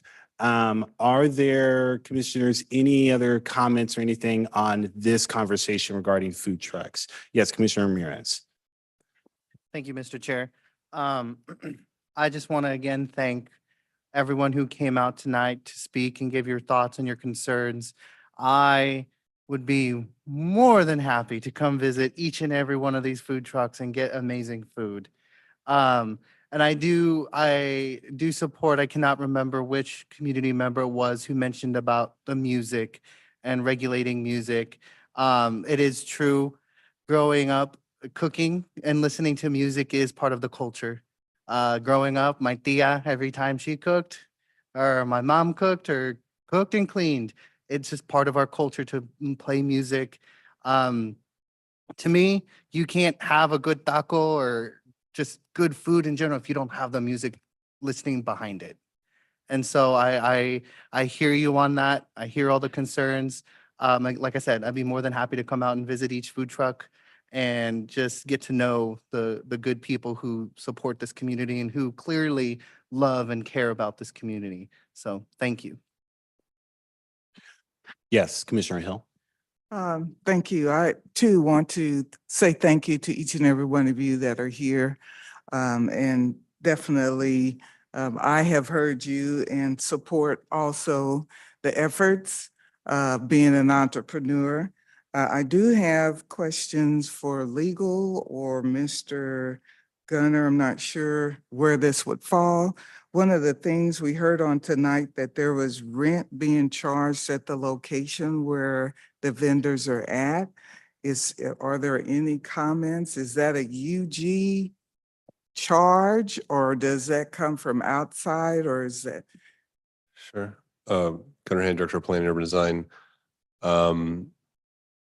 If you are on a private property with food truck, which is allowed with similar but different standards, that's a business relationship between that private property owner and that food truck. If you are on the public right of way and someone is trying to charge you, that is illegal. That is correct. Nobody should be charging you if you were parked on the street. Okay, so does that go back to the park thing too? Is park considered public property? Which park? I don't. I'm just trying So to if figure it it's out because I if know we're talking you about, said earlier, talking some about, parks. yeah. If we're talking about 18th Street, and Central Avenue, there's that little triangle park right there where the access road meets the grid. There's a bunch of them on Central Avenue, actually, little pocket parks. Some of those, I'd have to double check the map, but some of those are actually zone residential, depending where we're there. I do believe the 118th Central is zoned commercial, so there's a non-issue there. But if you are operating in the public right of way, that is the public right of way. That is everyone's domain as administered by the unified government. You cannot be charged to use that unless it's the unified government charging you for, like a street meter, which are mostly in, if not all, in downtown Kansas City, Kansas, not on Central Avenue. So, but if you're up on the park, you shouldn't be, because we didn't give you permission to be up on that park selling, putting your taco truck or food truck or mobile vendor on top of that property. But if you're on the other side of the curb in the street, that's where you're supposed to be. That was the full intent of the mobile vending ordinance, or at least the portion of the Streets for People ordinance related to mobile vending, is between the curbs is where we're trying to legalize it. And then we allow it on private property. And again, you see food trucks at all kinds of commercial businesses. That's allowed, and that's an agreement between that business, that food truck business, and that property owner business. So yeah, they could rent it if they want. Okay, thank you for that clarity. And I'd just like to say one other thing. I'm not real sure about this, but I want to say this anyway. I heard several times that this community has been traumatized by how they were treated by those who were enforcing the code or this statute or this ordinance. And so I would like to apologize to you for any mistreatment that was out there. I want to apologize for that because we're all human beings living on a planet. So I just feel like everybody deserves to be treated fairly, regardless of the circumstances, especially as a business owner. So thank you. I support you and look forward to hearing from you and working with you in the future. Awesome. Thank you so much. Committee, any other? Yes, Commissioner Bynum. Thank you. I just wanted to clarify back to, I think might have been the last speaker. You had several questions and I think we just answered one of them. But you had several more that I didn't catch. The last speaker was a female doctor. Oh, shoot. Is she gone? We can go back. If she's gone, we'll go back to the record and capture the questions so that we can answer them. I think we just answered the first one, which was the question about charging rent if you're parked on the street, which the answer is no.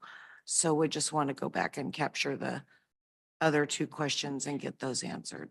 This is Winnie from legal. I think the other question of hers was how did we not know if they were charging rent? And that would be that I will guarantee you they're not licensed as a landlord. And so we wouldn't have known if they were charging rent to people if they're not licensed as a landlord at this point, which if they're charging people to park on the street, I'm going to guess that they're not trying to operate a legitimate business. So we wouldn't have known that way. I do remember that as a question. Okay. Yeah, so if they're not licensed as under as a residential landlord or even as any type of if they don't have any type of rental license, then we would not know if they were trying to act as a landlord. I just think it points out that, you know, there might be some predatory activity occurring. Yes, absolutely. Well, thank you. Yeah, thank you, Ms. Green, for clarifying that. And community, thank you for bringing that to our attention. If you all have documents or evidence or anything like that, please do submit it to us just so that we can be aware of what is going on. We want to be as careful and as methodical with this approach so that we can make this easier. Any other questions or anything, committee? Anything from staff? Okay, so wrapping all this up, so tonight was an item for information only. That means that the policy and the ordinance as it stands right now, there are proposals and continued conversations, but there's not a vote. We don't have any actual language that we can consider right now. I will let you all know that it is my intention as chair to call another meeting on May 13th. We actually do our regular schedule actually had us not meeting in the month of May for the neighborhood and community development. We actually do have another meeting that I'm going to schedule and hopefully all my colleagues are able to make it. I think they will.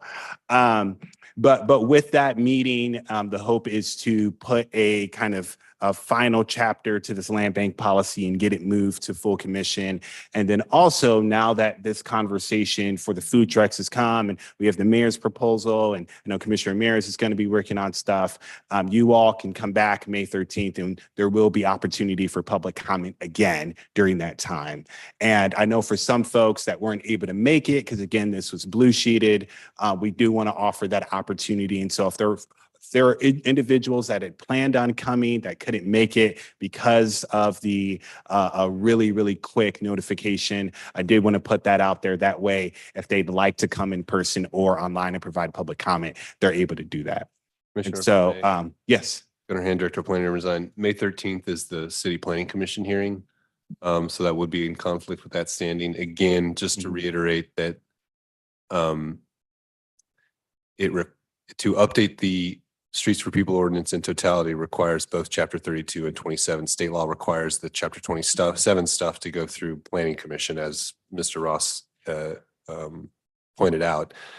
If you remember a few years ago when we went through that process, they're not synced up really well. Sure. Yeah. But I think to create a conflict in those two would be disadvantageous. So sometimes things get held over in standing and not planning commission or vice versa, and things move around a little bit or whatever when you're dealing with two committees to do a single policy update or whatever. So I would just caution that we make sure we're jumping. Yes, make sure that there's alignment. And thank you for that. We'll work on scheduling to make sure that that's good. But thank you for notifying me of that. And so to the public, if it's not May 13th, we'll find a closer date, but we'll make sure that there's opportunity to be provided and that there's alignment. Awesome. With that, we're going to move on to our last item, which was actually our third to last item, which is the land bank policy review discussion. I'll give us some time to kind of change things out. Community, thank you all for coming out and providing public comment. Really do appreciate it. Mr. Knapp, I'll turn it over to you for this discussion and this portion of our standing committee.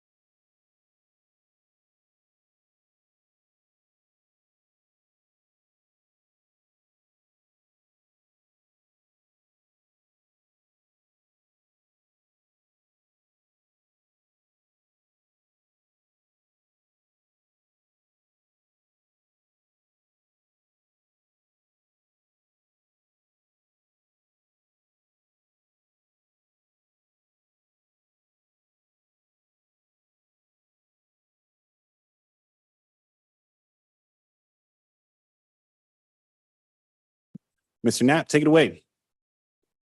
Commissioner. All right, we're going to talk about the policy tonight. We're going to do a little recap from our April 1st meeting, talk about gardens, yard extensions, and holds. All right, so we have, this is a map of all our land bank parcels we have. We have 4,600 parcels out there. This is a steady increase in the number of properties we've had per year. In 2020, we had a policy change that says no yard extensions for buildable lots.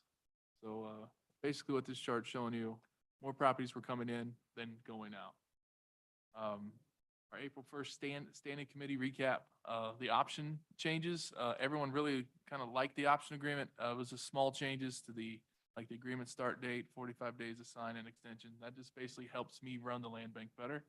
The land bank advisory board, we had some changes, adding one additional member to the MBR area that had the most land bank properties in it. That would be, so we talked about it, and it would be the neighborhood president in that area, and that would be selected by livable neighborhoods to get that extra seat on the board. Gardens. Mr. Knapp, before you continue, because we're about to get in the weeds here, no pun intended, but that was a good one. That was a good one. Come on, come on. It's coming in. It just came. It just came to me. And then it's like, all right, about to say that. Commissioner Bynum, I know you had a question. Thank you, Chair. Melissa Bynum at Large District 1. If you go back a slide or so there, so you said more coming in than going out in general. Okay, so I'm curious, refresh me, Wendy and Judd, when we have a tax sale, do the parcels that don't sell or get redeemed, is that an automatic process? Do they automatically roll into the land bank? Just describe for me the legal process of moving a tax delinquent property from tax delinquent status that puts it in the tax sale into the land bank. Thank you. Yep, that's correct. Currently, if they do not sell at the tax sale, then we consider the UG to be the successful bidder at the tax sale. And so then I do a sheriff's deed and it transfers all the property to the UG as the plaintiff in the action. And then I do a clerk's deed, which transfers them from the UG to the land bank. And the reason we started to do that way is because if these properties didn't sell, most of them are vacant lots. Nobody wanted them. And so if they didn't sell in the tax sale, then all we would do is just work them up for another tax sale. So they were just repeatedly going into tax sales. And the taxes would be higher at the next sale, which means no one would really want them in the next sale.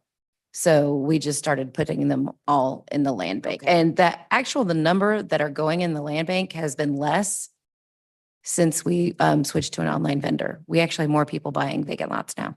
We actually have. More people buy vacant lots now through our tax sales. Oh, okay. Mhm. Thank you. And then just as a follow-up quickly, and then I'll let you move on. How long does that automatic process take before, if I go to the land bank website, will I see that property listed as available? However long it takes, Judd. Not pointing fingers or anything, but however long it takes, Judd. So lots not primarily vacant lots, not sold at that specific tax sale, you are processing them with a clerk's deed. And then you are somehow transmitting those parcel indicators to Judd. Mhm. And then at that point, you are responsible for getting those online for the public to see that that's available. That's correct. And so in general, on average, from your clerk's deed process to me finding that lot available online is how long? The clerk's deed part doesn't take that long at all. I do that when I do all my other stuff. I generally do the deed to the UG after I transfer it to all the third parties that have bought properties since they paid money for the properties. So I get the sale confirmed and the deed to the third parties done within 4 weeks. And so I usually get the deed to the UG done within 5 weeks of the actual sale. So the clerk's deed follows shortly thereafter. And hopefully, is it somewhat of an automated process or is it a data entry process for you at that point? A painful data entry process. Okay, so it could be, obviously, it's a minimum of 4 to 5 weeks. On my end, on his end, it's probably more at least 2 months, if not 3 months. Okay, thank you. That's it. Thank you so much. Mr. Now we can continue. I think we are on the slide that, yeah, there you go. Take it away. Let's go over we're gonna talk about gardens, and the current policy for gardens was it must be affiliated with a larger gardening group. This really limited who could apply for these gardens. During my 4 years here, we've only approved one garden. In individual gardens, we did have a lease program. That lease program was very difficult to run because people were doing things they weren't supposed to on these lots. Codes would get on me, and I would have to get on them, and so we discontinued that program. Then we have community gardens. That would still, you still had to be associated with a larger gardening group, or so we really didn't have any. We're gonna go to some definitions. A victory garden is small, adjacent to a home, so it's like a private garden. Community garden is a garden club or collective of neighbors that come together for a garden. An urban farm is definitely a business. During our land bank sessions with the community, our feedback we received that 74% agree that the land bank lots should be used for gardens. Do a little pros and cons for gardens from the UG standpoint. The pros for allowing gardens is the UG doesn't have to maintain those lots. The vacant lots are actually being used. They're just not sitting there vacant. They're actually people walking around, moving around these neighborhoods, and the food, you eat the food that grows. The cons is it could be an eyesore. A garden, it may look like a code violation to some, but others it might not. And then the tax revenue from a vacant lot versus the new home is very large. And then water connections are a big issue because you can't really have a garden without water. So the revised policy is victory gardens are the same as yard extensions. So if you have a lot next to you, that could be a garden. Community gardens and urban farms are, yes, we kind of removed the non-for-profit, must be affiliated with a larger gardening group. The sale price for these is 10 cents per square foot, just like a yard extension is. The commercial is 25 cents per square, commercially zoned. We don't really have that many of those. So, and then industrial, we put a question mark because we really haven't talked about what the sale price for an industrial property is, but I have so few of those. Might not be. So we have a couple ownership options on this. We could transfer it on approval at full commission, or we could run it as an option. So the transfer would happen once they're approved at full commission. We would kind of let code enforcement enforce the blight issues if there was any. And then it would be no additional staff time on my part. If we did the option part, run it just like the option agreement, they have a 1-year option, and that's kind of see if they receive a code violation within that year. If they haven't received a code violation, then I could transfer the property to them after that 1 year. There's additional staff time with tracking and making sure that they're doing what they're supposed to. Like me to keep going with yard extension. Let's stop here because I know we've already kind of discussed yard extensions beforehand. Committee, any questions just regarding the garden conversation?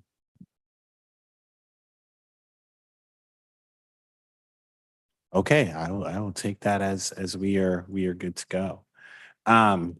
Okay, let's go ahead and continue on.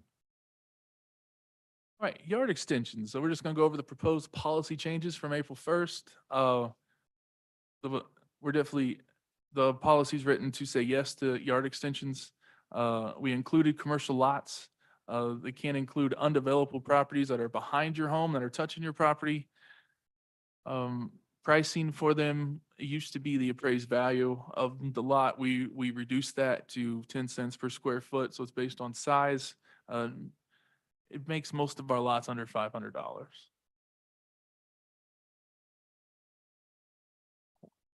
on the next section already. All right, hold for development. All right. This one, staff's recommendation for holds is holding property for third parties is prohibited. We would love to see them run as like an option agreement where they come in front of you and say, this is our plan. And then you approve it or deny it. And then they have a year and I run it just like an option agreement. The mayor's office wants holds allowed in the future. This picture is the voting at one of our public meetings, and 2 people agreed with holding for development. There are trade-offs here for the UG. The pros for holding property is that we could assemble land for bigger projects. We have control over that development. And then there is a chance that with a big project coming in, that we could stabilize a neighborhood. The cons is we have to maintain them, and that's expensive. There is limited development that's happening currently, and the whole land bank policy is written to prevent speculation, but holding them is kind of speculating. So that's my presentation. Awesome. Committee, before I jump into the public comment section, any questions? Yes, Commissioner Bynum.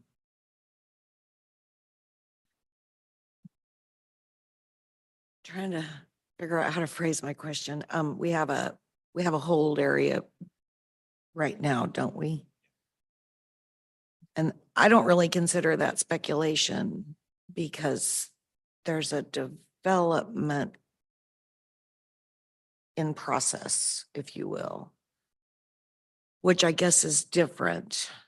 You tell me what you think, whether that's different than speculation. To me, speculation is, I'm going to buy up this whole entire block because 10 years from now, it might be tenfold in value, and I'm just going to hold it until somebody comes and offers me bunches of money. And a development plan to me is a different thing. So I'd be interested in anybody else's opinion on that. Commissioner, I'll just kind of chime in. So I think, and I'm just trying to recall the subcommittee conversations, I think there's a difference between us saying, for example, to Mount Carmel, you want these particular parcels, right? Under a current policy, we've said for an indefinite period of time, you can have this and whatever kind of happens. Under the proposed policy, there's some sort of process where they would have to come back to us and at the very least update us because that would be considered an option, right? And the hope is within 2.5 years, 3 years, there have been a sizable efforts, progress has been made to prevent that speculation, right? Which is different, I think, from our current policy, which says not necessarily to the developer, hey, you're coming in, you have a plan, you want these parcels of land, but we are denying people saying, no, you cannot have because somebody else may come and they may have a development plan. Staff, did that make sense on that? Did that make sense? So I don't know, anything else, Mr. Hand or Mr. Knapp, you all want to add? That's just my perspective and kind of how I see it. I think from staff's perspective, in terms of our recommendation, that if we wanted to take a large chunk of land bank property for some future development, it can still happen. It should happen through the option agreement. And then they have a year after the first year by the land bank manager to extend it. And after that second year, it goes back to you all. And it can extend technically indefinitely, right? You just keep coming back like any other development agreement where it keeps going and going and going. So I think that our recommendation to staff is to essentially fund it all through the option agreement and let everybody equally go through that same process. I'll also add, in the event that something does happen, let's say there's personnel change or financing is lost, right? You think of the development agreement expires, right? Currently, we don't have anything for our hold policy that would capture, well, they lost financing. Okay, well, if they don't tell us, then we don't know that they've lost financing. And there are all of these other folks that maybe they wanted to apply for that land, they don't have access to it. So that's just some food for thought there. Did you have any other questions or comments or pondering? With regard to the area where we do have a hold, technically, as we did that, did we identify all of the parcels and group them together as a holder? Did we just draw a line and say anything in here is on hold? Anything in square, it was like from 5th to 7th, from parallel to Quindaro. Okay, and so have we done we or they done the work of identifying every single parcel number? Or has it been more of a general, this square is on hold? It was very general. Okay, And thank I you. did remove them from our online facing land bank map. Okay, thanks. Other questions, committee, before we get into public comment? Awesome. Okay, let's go ahead and get into public comment. Clerk, were there any comments received from the public? No comments were received. Thank you. I'll ask if there are any hands raised. Let's start online to speak on this item. We do have a hand raised. Awesome. And please be aware that comments should be limited to this item per the commission rules of procedure and should not include any rude or derogatory remarks, reflections as to integrity, abusive comments, and statements to motives and personalities. You'll have 3 minutes to speak, and please state your name and your city of residence for the record. We have Mr. Eric Hemphill. Awesome. Yeah, hi, I am Eric Hempel. I represent a nonprofit called Cultivate KC. We're a nonprofit focused on urban farmers, helping them throughout the metro. We've invested in the KCK urban agriculture community since 2005, first with the establishment of a farm in our first headquarters on Gibbs Road. And then since 2008, we've handled the management and growth of the New Roots program at the Juniper Gardens Training Farm on First and Richmond. The New Roots program is a 4-year training program that prepares trainees, primarily former refugees, to run and operate farm businesses. To date, there's been 46 graduates of this program, 31 of whom are still growing and selling at 25 different farmers markets throughout the metro. These graduates grow on around 16 acres, most of which is spread throughout Wyandotte County. So these farmers are all growing using organic principles and that help rejuvenate the land on which they're growing and creates a healthy impact on the environment and the community around the farm. In addition to assisting the New Roots program, Cultivate KC also helps many other farmers in Wyandotte County in growing and maintaining their businesses through technical assistance and educational events and access to funding. I want to say today that the value of urban agriculture is multifaceted, but it begins with the simple fact that without farms, there'd be no food. And as an extension of that notion, without access to land, there is no farms. Additionally, urban growers provide care for parcels of land and provide community benefit on that land that might otherwise be vacant or and/or maintained by the county, with the county assuming all the costs associated with that maintenance. Urban ag is also beneficial for the environment and is an express emphasis of the Regional Climate Action Plan, of which the unified government is a partner. Importantly, the primary benefit of urban agriculture might be the increased access to fresh, healthy food, particularly in areas of the metro that often lack such access. You have So- 1 minute remaining. Sure. Recently, Kansas City was also selected by the USDA as an urban ag hub. So it's an exciting designation that ensures more federal resources will be made available to growers in the KC Metro. Access to land is pretty foundational to farmers' ability to take advantage of those opportunities. Cultivate KC recognizes that there are many aspects of thriving and resilient communities, including safe and affordable housing, commercial development, access to green space for recreation and food production. We strongly are in support of updating the land bank policy to allow for more home gardens, community gardens, and urban farms, and for these to be integrated throughout Wyandotte County neighborhoods. Access to land within communities where farmers and gardeners live and work is an important step in ensuring that we can thrive as business owners and purveyors of fresh, healthy, locally produced food. And we urge the committee to advocate for changes in the policy that create more pathways for access to land for urban agriculture. Thanks so much for the time. Thank you. We have any other folks online? Our next speaker is Amy Freeberg. You'll need to unmute. Go ahead and state your Okay, name and great. residency. Hi, my name is Ame Freeberg. I'm also representing Cultivate KC. I live in Kansas City, Missouri, but we work across the state line in Wyandotte County, as Eric shared. I fully support everything that Eric said, and we wanted to bring up a few questions and concerns we had about the policy, just to put these on record for consideration. One minor point is the naming of what is commonly considered home gardens as victory gardens. I know that's a throwback to the era when victory gardens were considered a point of pride, but just for consistency and clear understanding for people in knowing across the metro area, or being able to clearly communicate what's the difference between a home garden, a community garden, and an urban farm. We would just suggest calling the simply home gardens, or personal garden, but home gardens is how it's written in the KCMO code.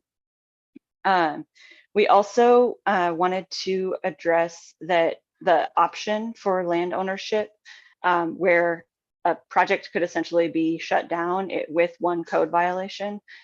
While this makes sense, and there should absolutely be a pathway for neighbors and community members to address real and serious concerns on a property that don't align with the codes, this also leaves open a door for someone to maliciously call in code violations in the attempt to shut down a project. And we are seeing some issues where there is sort of targeted attacks, especially currently in KCMO, seeing that on an urban farm project that actually hasn't been found in violation, but we would call for a reconsideration of that option, or just thinking through how to safeguard and make sure that there isn't malicious use of that option.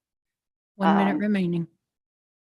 And then with the yard extensions, we think that could be a good pathway, especially for some of the New Roots farmers who are looking to purchase homes, to see someone being able to purchase a home and then buy that lot next to them. So we'd like to make sure that's been considered, that the yard and the house could be purchased together. Thank you for your time and consideration.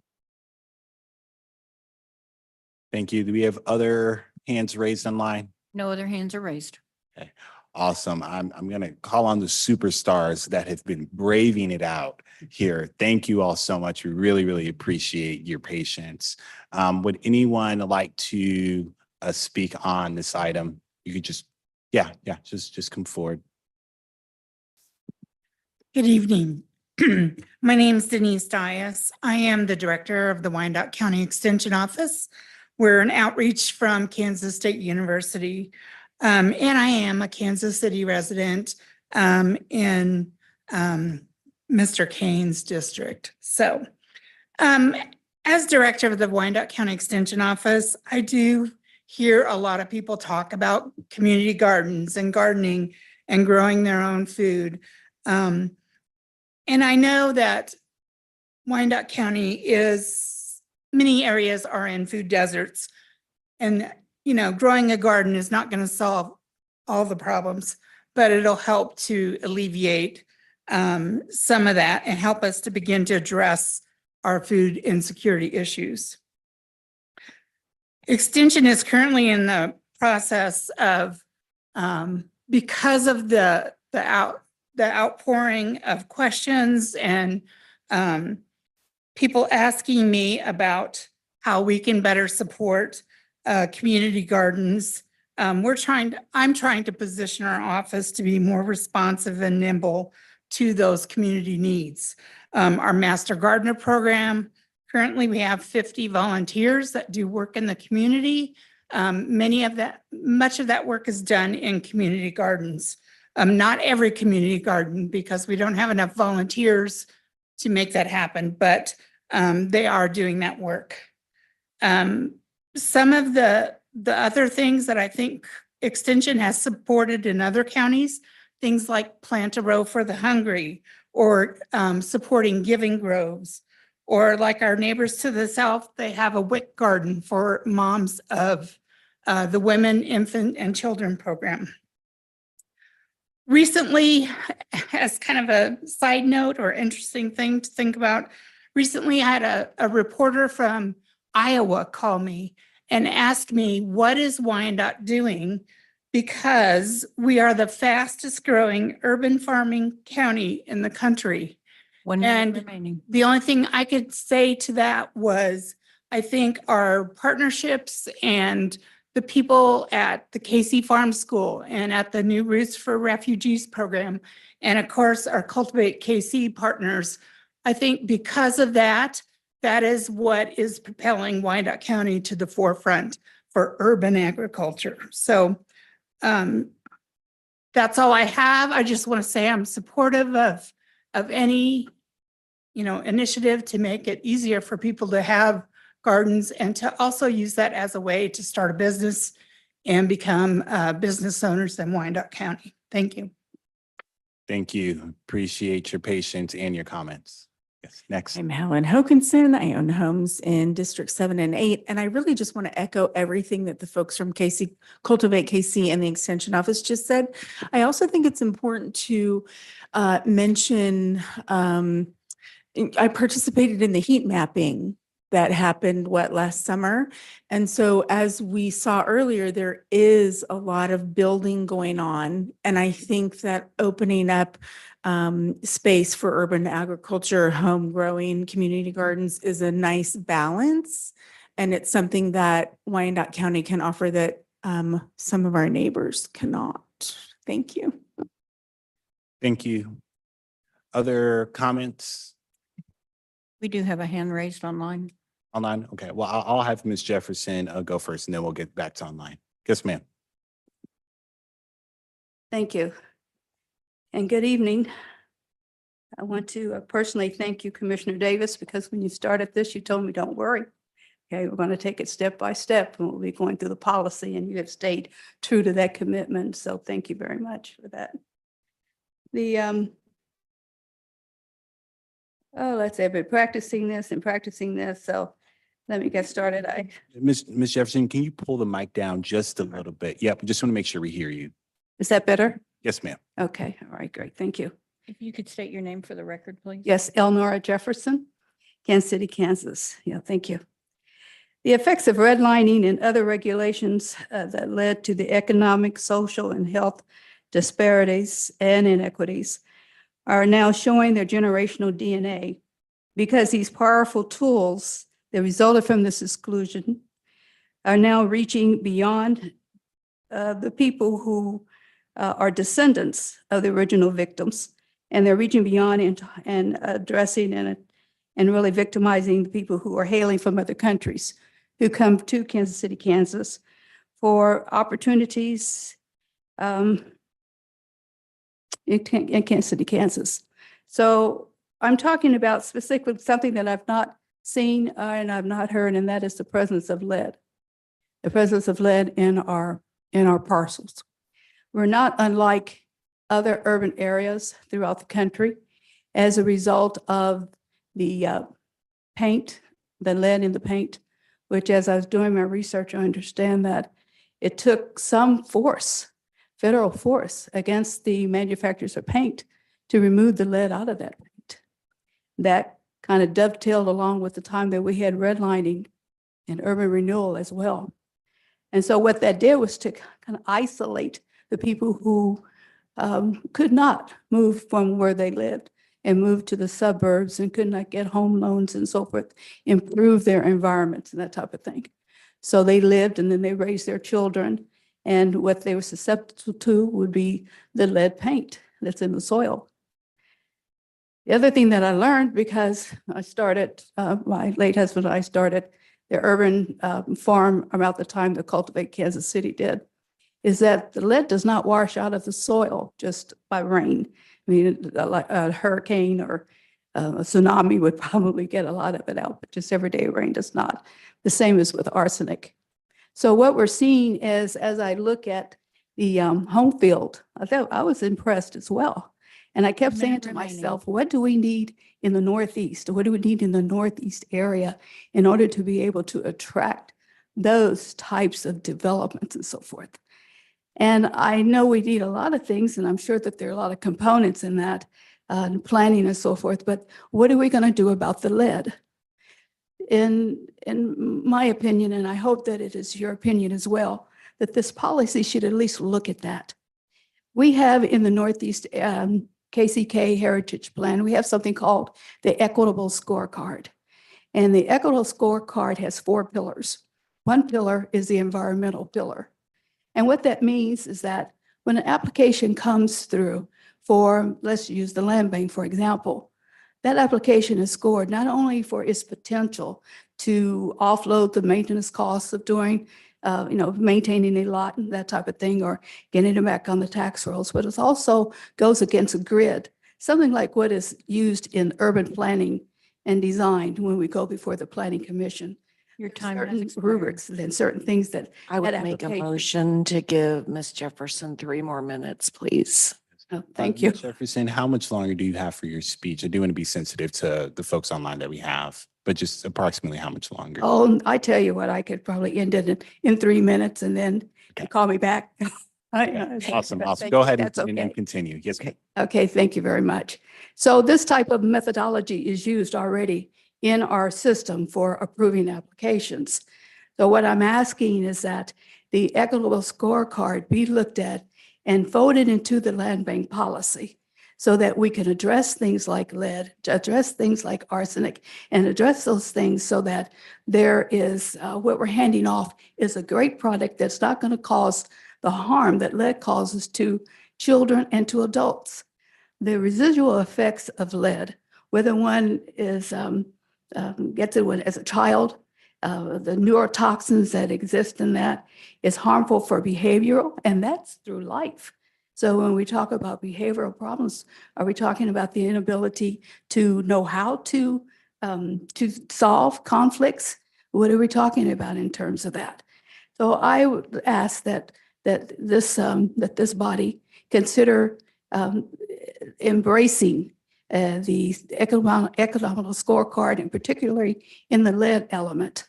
And I think I finished. Thank you so very much. Thank you, Ms. Jefferson. Appreciate that. Do we have any folks that are here in the room that would like to speak? And then we'll jump online and then close the public hearing. Yes, ma'am. Hello, my name is Vanessa Robinson, Wyandotte County, Kansas City, Kansas, and I am the president of Caring Neighborhood. And I wanted to talk about the held property that like the land bank is holding that like the community, like people, just like, I'm gonna just take my area. It's a lot of land bank property down there, and it's on hold, or I don't know if it's on hold, but shouldn't the homeowners have be notified that that land is held due to, like, say, for instance, I wanted to upgrade my home, and the land bank got the property next to me on hold. Okay, so if they got this property on hold, then how, if I upgrade and they come and say, well, hey, we want this property down here, then I'm at a loss. So shouldn't the community be notified about properties that are on held? And also, I wanted to speak on the land also that is in the land bank. Like she says, lead, it's need to be tested. Doesn't it need to be tested? And they need to be notified of, the property that is toxic land, so shouldn't that be person, shouldn't it be in the how I want to say it, it should, they should know what they getting, if they getting this land, because say they want to plant on it, it's toxic land. So that's another one I wanted to address. And one more thing about the properties down there that have chickens, and I just, you mean, is that all right in the city? You mean to have chickens and roosters and stuff in my backyard or around me, it's, chicken feces and stuff. And we have little kids running around there playing, little kids put things in their mouth or whatever. So I wanted to address that too. Because it used to be you couldn't have 1 minute. farm animals in the city like that. So those are my concerns. Thank you. Thank you. We've taken all those notes. There's been a lot of questions and comments and stuff. We probably won't get through them all tonight because it is getting late, but did want to make sure we have those on record. Clerk, we have someone online. We have Alicia Ellingsworth. If you'll Good unmute, evening. state your name.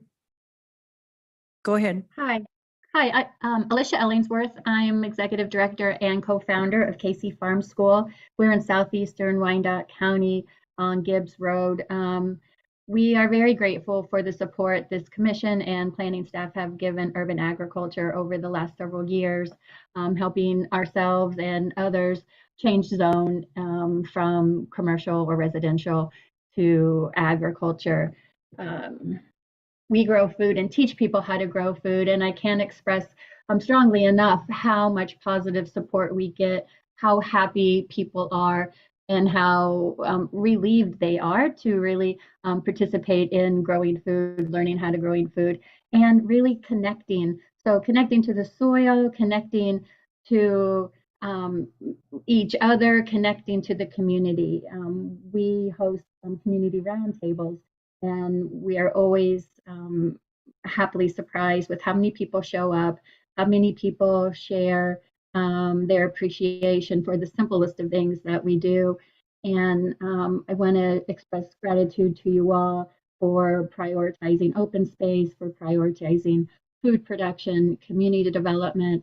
And I want to ask you for continued support in education for young people to find their way to open spaces and find their way to really fully express the beautiful human body and just the way it can move around when we're outside. We might all not grow food long term in our lives, but we all will walk in these bodies. And the more young people can have the chance to get outside and move around and do that, I think the happier, the healthier, the more wonderful Wyandotte County can be, the better future we can have. Thank you. Thank you. Are there any other public comments online? No other hands are raised. Okay, anyone in the gallery? All right, this will be our last one and then we will close. the Yeah, public. mine is real short. Carolyn Mitchell, Wyandotte County. I've been a resident of Wyandotte County my entire life. And there's a lot that has been next to me since the late 80s. And I've been taking care of it, cutting it. And, I would just like to, I'd like to purchase it in a yard extension. So I think it's like a 346 Quindaro. And if possible, if I could get some, the next lot is also available. So can you get multiple yard extensions? And if so, I would like that. But I've been, maintaining the lot or several lots since the late 80s, and I'd like to make that known. Thank you. Thank you. All righty, so I'm going to go ahead and close the public comment period. Committee, any questions before we wrap up the night? Yeah, Commissioner Bynum. Thank you, Chair. What then do you see next for us? We've taken a lot of public comment and a lot of it's really valuable and I think has the potential of maybe finding its way into the policy. So far, I feel like the policy has, well, as presented, is somewhat broad and some of this is a little detailed and we'll probably find some sort of happy medium in there somewhere. But what do you see next for us? Yes, ideally, I would have liked for us to get a vote at some point, but this to rest. But to answer your question, I do want us to meet in May. I think that's going to be very crucial. Just so we can, again, continue this conversation. We'll talk more in depth about gardens and urban ag use as well, and get some more concrete direction to staff. Right now, my brain isn't working well enough to give any direction to staff. So definitely need that time period. But from there, we also have one commissioner missing. And so I also want to be mindful of Commissioner Townsend, given her district has a majority of parcels there. And so her input as well will be very, very valuable. But that's basically where we're going, is kind of attacking right now. The three kind of big issues are yard extensions, right? The holds, I think we are in agreement on, and then this urban ag use. And so we are making our way through. I think we're about at probably 85%. And so, I probably gave you more than what you were asking for, but a meeting in May to go more in depth and to give staff direction on changes with the hope that we are able to get something done in June. Any questions? All right. With that, that wraps up our very, very eventful evening for the Neighborhood and Community Development Standing Committee. With that, I will entertain a motion to adjourn. Second. All right, that was a motion to adjourn by Commissioner Hill and a second from Commissioner Ramirez. Clerk, can we get the roll? Roll call. Hill, Aye. Ramirez, Aye. Bynum, Aye. Davis. Aye. Motion carries. All right, thank you all so much, the public. Thank you, staff. Thank you. Everybody have a good night.